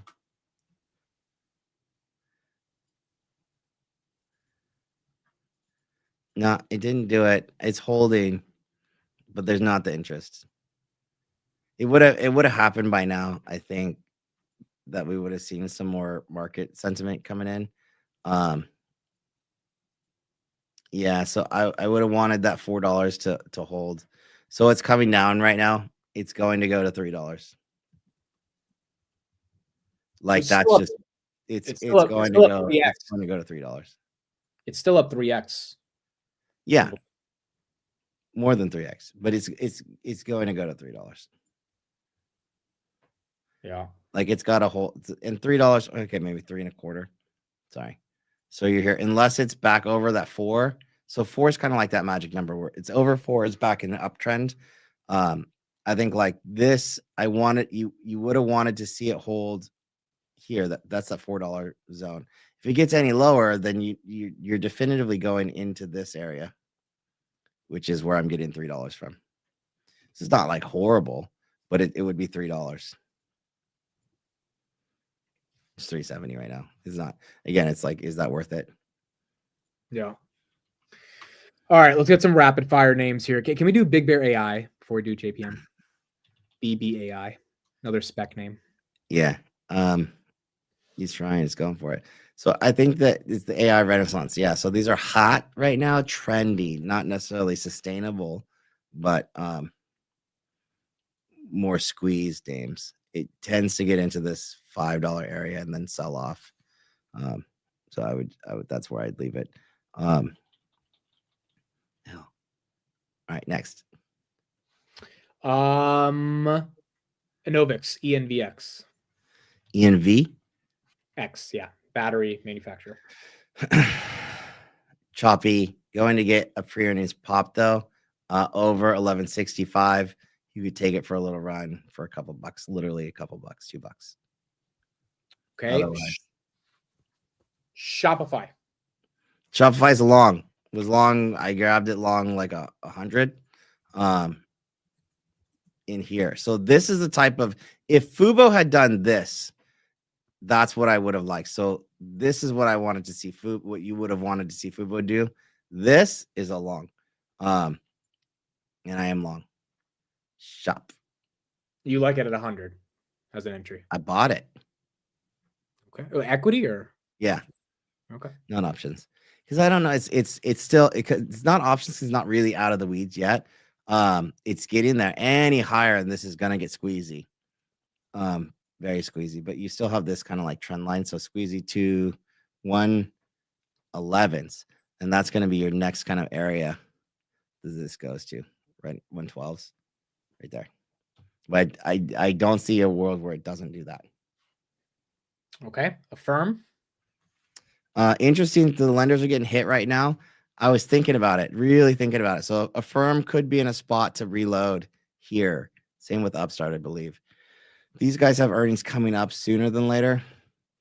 These are ones where, like, again, in the market, these were down today. Thursday, it's just like they're not the bright shiny in the market that everybody's paying attention to right now, because they're going to look at mega caps first. So they're going to start to not pay that much attention to the smaller companies. So these are not up next Wednesday, next week. It's the week after. But I think this is an area where tomorrow this could get some love. So I was actually looking at this, looking for this higher low again, 54.25, right in this area here. So we got what we call a break of structure. So now you look for the next higher low. It's probably here now if it's going to do it. Okay. I would be neutral to bullish, but keep an eye on this for a big pop. Same with Upstart. Good. OKLO. Oh yeah, it's getting the Sammy sprint right now after hours. We did this slightly, so this is good. You're getting extension, so your targets, I guess, is what you'd be looking for. So this is the consolidation. Taking a 39, 38, 39, give or take, and then let it breathe. But it looks good. This is a good setup. It's very squeezy. So remember SMAs. So we want to see always the distance between the simple moving averages, 20, 50, 200, expanding, right? Expanding. Yeah. Now going to continue to expand. And even on the smaller time frames, what's this doing? Expanding, right? So this is where you can get some of that extra oomph and the Momo comes in. So you're going to open up pretty much at the highs, all-time high tomorrow. And real quick on SHOP, if you were trading it, what would be your exit from 100? Do you have an exit? So can you define trading time-wise? In like 3 months, roundabout. 130, 125 to 130s, 135s. That's reasonable. It was there too a while ago. It was. Yeah. Ideally, I want to see this actually come back right to the 150s. That's why I didn't mind like grabbing some equity. I don't think 150 is in the cards like right now, but if you have big beats, because advertising's back, right? To me, so advertising's back. This is one that's probably going to be a beneficiary. I want to be long the consumer in general as long as Trump's around. I think he will put a lot of work into that. But this like area here, I think we get to this trajectory into the 150s. Near term though, like halfway point into the 130s, I think 125, 130, you take a breather, and then towards the end of the year, maybe you get into the high 150, 160s, and then see where this goes. This could be a good long-term moment, but it's a good company in general. And I think, not a lot of people are remembering that right now. Right. Okay, TMDX. Okay, so I said I'd look at this potential long because I don't want to be short a lot of stuff right now. Ooh. You like it? Go for it. Go for it tomorrow. Have at it, my dude. Most people don't even know what TMDX does. It's just I'm just like, dude, it's organ transplants, which is cool. And I know they're doing good. The thing is, here's my real shtick is that there's a new CFO. And I'm like, is that because? And so everybody's always like, what's the argument here? So to me, my argument was like, okay, the TAM and then at the base bare bones, new CFO is incoming. So they have to keep the expectations low to set the new executive team up for success. Base case. My real thing here is like, dude, why did the CFO go? I don't like to see big leadership like that just bailing. So like the CEO did say a couple days ago that they're guaranteeing 80% growth, basically. Yeah, but the CEO didn't. The CFO is not backing the CEO, and this is in a very skeechy type of industry where shenanigans goes down. So like, I don't know that I could really trust it. And I think that you kind of see that because otherwise this should have been up today. But technically speaking, look, $60, if you're over $60, you're likely going higher. And you could see a very squeezy play on this to like 80s again. So it's a good trader. And if you're an investor, here's the thing. My downside target on this would be like $45. So do you really care, depending on if your time horizon is there between 55 and 45, it's $10. Does that make sense? Yeah. Yeah. So I think you're fine to have at it because you probably have a much higher cost basis. If you really like the company, you probably have a cost basis closer to $80, maybe 75 anyways. So to add down here at the lows, I think long term, if you really believe in the company, have at it. I'm just saying, like, I don't usually like it when like big time leadership like that goes away. $50 to down to 45 was like my bear case in here, and I wouldn't want to take it that much more. I don't think that they're gonna do what they say they're gonna do, is my thing. And so like you have the thing about wanting to be super bullish TMDX is you have to believe the numbers that they're putting out there. And that's where I'm like, oh, I don't really know that I believe the numbers that they put out there because the CFO left. Right. That's fair. So that's the only thing. Okay, last 5 minutes, guys. Let me get these last couple names in. Coinbase. What do you think about this one? I haven't looked at it today, so let's take a look. I'm interested. Today's Tuesday. Coinbase loves its Fridays. Ooh. Very interesting daily candle. Look at that. Right off the lows, too. 272. Key pivot. Oh, they bought this. This is pretty bullish, but it's not like breakout territory. So we have to take a look at this whole area of November. So November timeframe last year. This is last year. That's gonna be 316. So you might get down. See where it stops, 303. I think so. Like 300s is definitely going to be a psychological level. I don't know that it goes right away. If I'm going to look at this, I'm going to look at it on a Friday from a trading perspective. I'll just be net long in general, but eventually this looks good. It just looks like it's got a little work to do to the upside. Also, over the weekend, there was 10 billion of trading volumes just on Coinbase, which is massive. Yeah. So, but their earnings isn't till like mid-February. So late February. So this is one where like, it's not going to get the attention today because the Mag 7 is going to report next week. So, yeah. I mean, it'll get that kind of like pre-earnings move, regardless of whether or not it's justified. It gets a pre-earnings move because they anticipate a result, which would take you into that 330s, 320s area. Can we do Cheesecake Factory? It's a bullish chart, dude. Be long.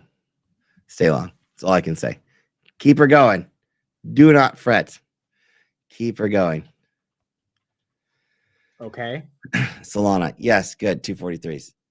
This is so right over here. You have this area. I have 243 listed. You want that to go and hold. You're holding that. You should continue this trajectory. Okay. Snapchat. So TikTok was kind of so by the way, you guys promised me that TikTok wasn't coming back, and then it came back. So I don't really know what to do with that. Promise is a big word. I don't think I ever promised. Oh, wait, no, you said it's not going away, and then it went away. That's what it was. It came back. And then it came back. Dude, it went away though. And then did you see how they brought it back? That little, like, they put it in there. They told 170 million people, thank Donald Trump for bringing back TikTok. I mean, if that is not bullish, I mean, just in terms of the young generation thanking Donnie T, you know? Not gonna lie. I asked the lady, I was like, well, she's like, it's back now? Because I was giving a hard time. I was like, enjoy it while you can, because it's leaving. And then she's like, it's not leaving. They can't just shut it down. I was like, nope. And then it shut down. And then she looks at it, and I was like, what's it say? You know this? Oh, she's not a Trumper. She's not MAGA. She's California, very anti. But and she sees the message. She says, Trump, thank you, Trump. And I'm like, so how does that make you feel? And she goes, well, I don't know. I was like, oh, that's a big deal. If you don't know, I might have been kicked out of the house for a little while for celebrating during the whole presidential thing and the market trades. You're talking about your wife, right? Yeah. Damn, bro. She like really doesn't like him. Like she's like, dude, I live in California, bro. You don't talk about that stuff because you never know. You never know. But does she know that the reason you're making so much money is partly and because of the Trump pump over the past 5 months? Does she Dude, get it? we don't talk about this stuff. Like, Wow. you do not bring this up, and don't say it like that. If you say it like that, it's not going to be a good conversation. What do You never talk politics with her. This is why you're not married, because you don't know these things. Wait, so you never talk politics ever? Never with her? Like, it's also my mother. So like, neither one of them. I try to keep it as tight-lipped as possible. all right. But you know, my father is a big Trumper. It's a big story. It's a big story. You got to know who you're talking to, like, and who you can talk to about certain things, and then you do your stuff. Snap doesn't look horrible, dude. I don't know. So like, if it was gonna hold up, it's gonna hold up right here. Dude, maybe this is the buy before earnings. Maybe this earnings. So I think a lot of this stuff, if you're thinking about positions, I think in general, what you can do is people tend to take little buckets of money and they rotate them around, right? And so you do little portions ahead of, and then you trim out before the actual reports. And then if you like them, then you decide what to do with it after, right? Do you add, or do you just cut the position, if that makes sense? And so that's how you kind of spread out during this earnings seasons. I think this is a moment that you do that for Snap. I don't know, but like, a lot of people are like, dude, this is I don't know. You talk to these kids, like, dude, they use it. Anyone with kids is like, they all just exclusively use Snap for all their messaging and stuff. And it's been stuck in this range for 3 years, you know? Yeah. But there's no such thing as a triple top. Correct. 1, 2, 3. So, okay. Before that, it was actually, I mean, look, I was around trading this at like 40. I remember those days, 2021, 2022. Yeah. Yeah. All right, last couple names. Can we do PATH? PATH? Robotic processing automation software. This is Unity. I know. So you can do Unity too if you want to. If we're gonna do Unity, I'll do Roblox. Woo! This show's never gonna end ever. It's just never gonna end. Roblox is looking. Look at that. Right, nice, dude.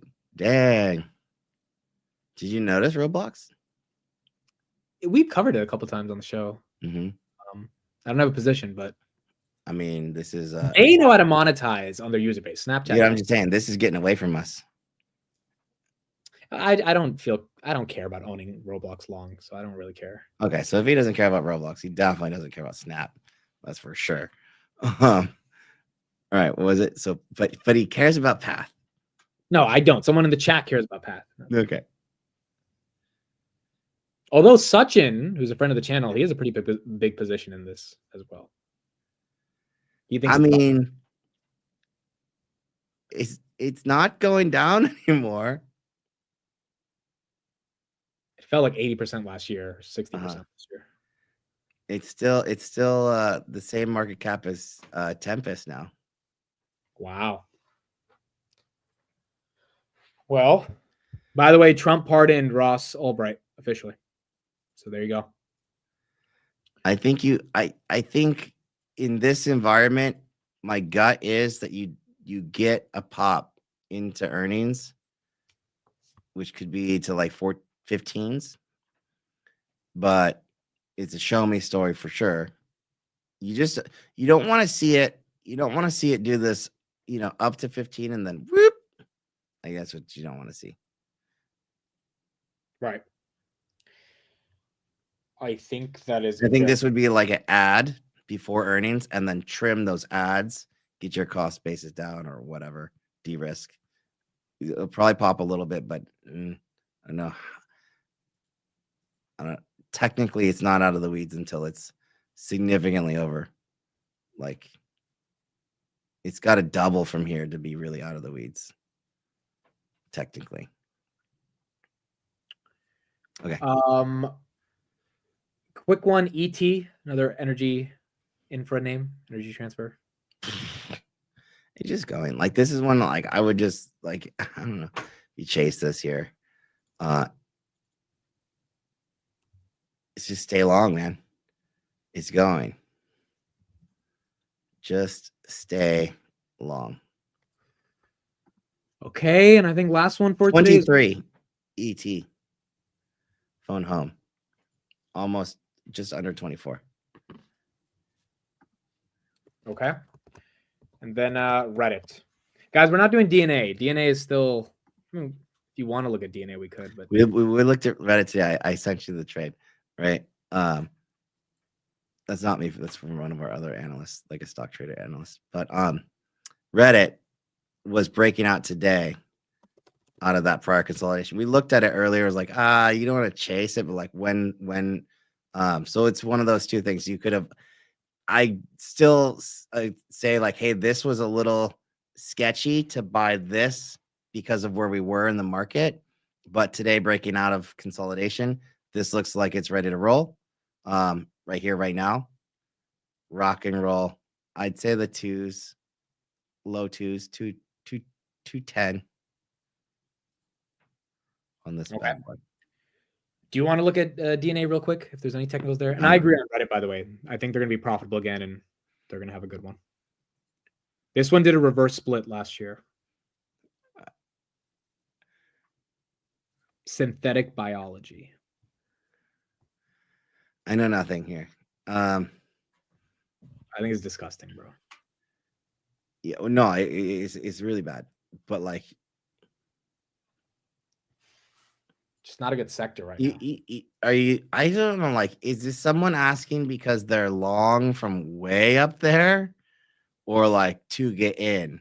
So like, because if you're looking to get in on something like this, that's this low, you really need some serious due diligence. You need a catalyst, and you need a full-blown turnaround story, not just market sentiment. If you're gonna go, what do we call this? Garbage, dumpster diving. If you're gonna go dumpster diving, you need to have a full-blown thesis here with the stop. I'll show myself out. I love you, man. I researched DNA a couple years ago, and it was promising, but it's not like the insiders sold at like $2 pre-reverse split. So it's not that interesting anymore. Archer, yeah, you want to do that? What was it? I never remember the ticker. ACHR. CHR. Holding. Some of these, like, they're like momentum stocks where like I'd be more comfortable buying the momentum than a dip necessarily because you get like way down there. So your Momo is going to show up here for a couple bucks into the 11s. If it gets any higher, you'll probably get a little squeeze that's like a full dollar squeeze, and then stop. And it'll stop right around 11.25, and then show you what it's got from there. But this isn't a horrible setup. Decent near-term pullback. It held at 750 or whatever. 780. It's not bad. Oh yeah, grabby grab. Yeah, you're welcome. So we were looking at this area here. Ooh. I just want to say this shows how much I love the chat, because I have a very heavy position in this, and I have not asked about this for 3.5 hours because I care about your guys' requests. I'm just saying, like, so this was a good pullback so far. I think, the dollar's critical, but I think some of these, look at this dollar candle, dude. Is that like it knifed at the open? Did you know that the dollar just straight knifed? It was, you're all like, what about the dollar on inauguration day? And then the market opened and it just knifed. Yeah. Straight down. Yeah.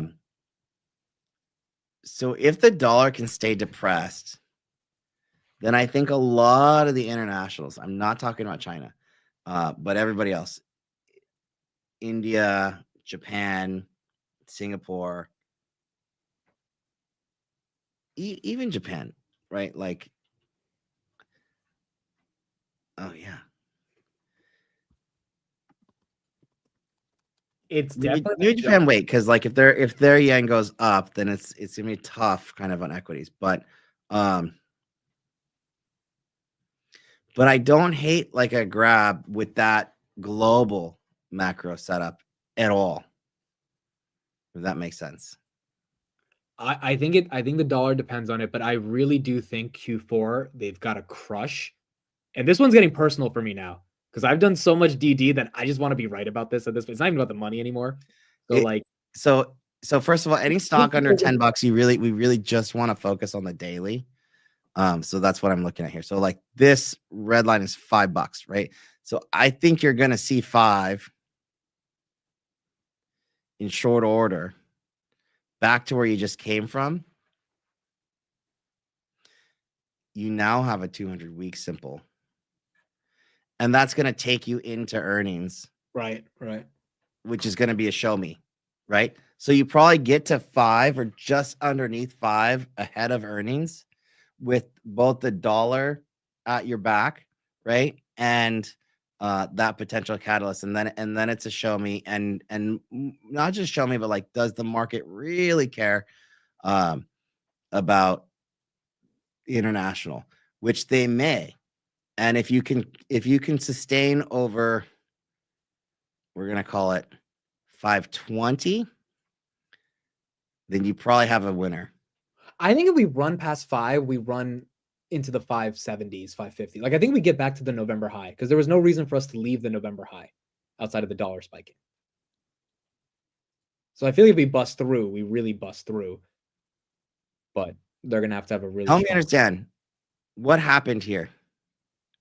Oh, that was 2021. That was SPAC. It was what? It was SPAC, right? Like they SPAC'd and then the market, COVID and all that stuff. So they consolidated for the past 2 years, but every number is up and to the right ever since they fell 90%. Which is why I think it could pull a Rocket Lab, SOFI, Palantir, Hood, not to the extent of those names, but a double in a couple years, I don't think is asking for a lot on grab. Especially if you dive into the numbers. So it's this pivot, right? We might even call it 480s. And then you have and they're 30% cash, bro. Like, what are these guys going to 50% cash now? Like, I don't think they get discounted that heavily. I mean, yeah, but that's not going to matter that much in this market, even if it was a U.S. equity. That's fair. It's just a healthy cushion of support, hopefully. Yeah. So $4 was like the lows that you would have wished for. I still think we can get to 4. If we get tariffs that are really bad for the dollar, I think 4 is definitely on the table. Okay. It's still like 350 would have been the lows I would have wished for on Tesla. I don't think I'm going to get anymore. Yeah. Momentum is here. You're just now breaking through, or you're about to break through. You're going to test it. Yeah. I agree. We'll do it 2 ways. So this one thing they can't do in Q4 is not be profitable. If they're not profitable, I think we tank like 15%. Okay, so it's like this. If you get over this line, like this is going to be your 20-day simple moving average, which is white line here. It's coming out. And if the stock has this little trajectory like these, you might pop up. That's like 470. And you want to hold. Hang on. It's going to be this area right here. So you're going to want to hold from here to here. You want to see these sellers. See where they sold right here. Okay, so they sold right here, 478. Yeah. And they bought in this area. So this is, I'm taking from this wick up to here. And I could draw that across and I see it as like I have some confluence. So I want to see this retest that same area. So it'll break this downtrend. This nearest term downtrend we're getting into. Break it. Come back down, maybe retest it and hold. This is 470. 465. Hold that area and that's a buy straight up, technically. And that should take you at least to the 490s. And then you want to see that higher low one more time, and you'll get to the 200 week, which is this purple line. Right. And then you'll show me at earnings. So this is going to be your 50-day trajectory, and you'll have a 200-week trajectory. And at that point, it could be like, whoop. And that's what you're looking for. And this is going to be like 525. That's going to be this. So these two peaks, you need to get into and out of. Because from here, like from this trajectory, you're basically just setting up to fill this move right here. And then it's show me again. Makes sense. That makes a lot of sense. The catalyst will have to be a strong report. They got to do it again. I mean, it doesn't even have to be a strong report because I think it's so undercovered. Like it could be a strong enough report, but also enough to generate more coverage on the stock. That's fair. Like if it's strong enough to generate additional analysts covering the stock, that's going to be ideal. Okay, you got time for a couple more, or you ready to end it? That's it. Have at it. You sure? Okay. Pinterest. Oh, we're gonna do Pinterest. Ooh. By the way, real quick, everyone, please make sure they are following Mr. Jason on X. His Discord, all that good stuff is in his Twitter. Pins looks like it gets squeezy, so we get a little pre-earnings pop. I think you go ahead and take this long. There's a lot of setups. How's Meta doing? Oh yeah. Also, I'm just so shocked that Nancy had no Meta buys. That is kind of weird, right? I think so. I don't know how much she owns already, but Meta looks like it's gonna try for a pre-earning pop. Ooh, this is a Meta move. This is tradable. 665s, 670s. Oh, MSTR. That's ready. Oh, we didn't look at MSTR. Oh shit. There's Mama. She's calling. Hey, I'm almost done. We're in rapid fire. Okay. Dude, I gotta let you go, bro. This is torture. This is too much. All right, what are we doing? Last one. Last one, guys. Oh my god, I'm sorry, Prashant. Thank you for the $10 super chat. Appreciate it. Last one's Clean Spark and MicroStrategy. That's it. And we're done. I'm skipping Clean Spark. We're going. Why do we do Clean Spark? I don't know. People are asking for it. That's good. 400 we hit. That was the so this morning today. MSTR again. So the bears had an opportunity to actually jump in pretty heavy because we knew that this area. We're not doing Clean Spark. I love you guys, but no. This is about 380 something. I think it was 380s. To me, 380s was the level where it's coming from here. So this is about 380 right here on January. And if you draw that 380 level across, it's very heavy interest up here, right? So we want to see what did they do at 380? And they actually bought, like, kind of blew my mind because this would have been right here. This is the moment where it could have, should have, would have gotten absolutely shellacked. Then we get the Trump notice about the crypto stuff. And then boom, Bitcoin takes a move and it's off. So as long as it's over 380, I would not be short here unless you're like up in the 455s, and you could take it for a move back down. This is a tough one, but over 380 for the bulls, it's constructive. It's constructive. I think there's a shareholder meeting. When's the shareholder meeting? For MSTR, that is dilution is coming. You know that it's going to happen. You know that it's going to get approved. I think there's a catalyst for this. I don't know when it's happening. I think it's very soon though. Usually it's in March, I think, for MSTR. But yeah, I do think dilution is at the monies are coming again. It's probably not. Stop. Yeah. All right. So that's what I got today, my friend. Jason, I think we I do love like you guys. stickers. I love They you, brother. approved it today, Victor. All right, there you go. So yeah, so I think that's the thing. It was approved today, but it's coming. We weren't thinking that was not going to get approved. 100%. Jason, please make sure to follow him on Twitter. We'll see you next Tuesday. Love you, brother. Appreciate you, man. Love you too. Adios. See you guys. Adios. Bye.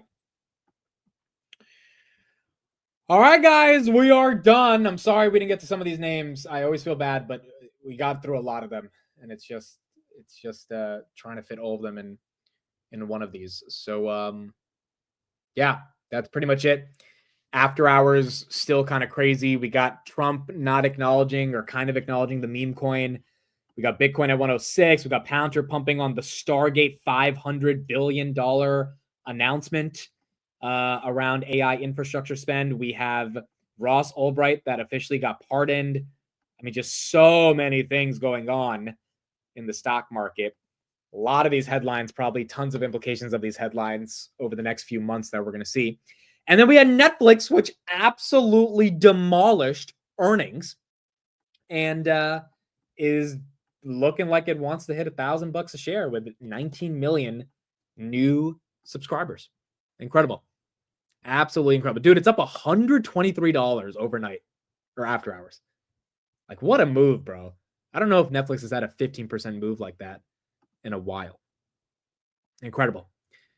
Incredible stuff. And good. Like, you know, at the end of the day, we need Netflix and companies like them to have good earnings. It shows the consumer strong. It shows that there is demand for products and services. And it ultimately shows that big tech should continue to be big tech.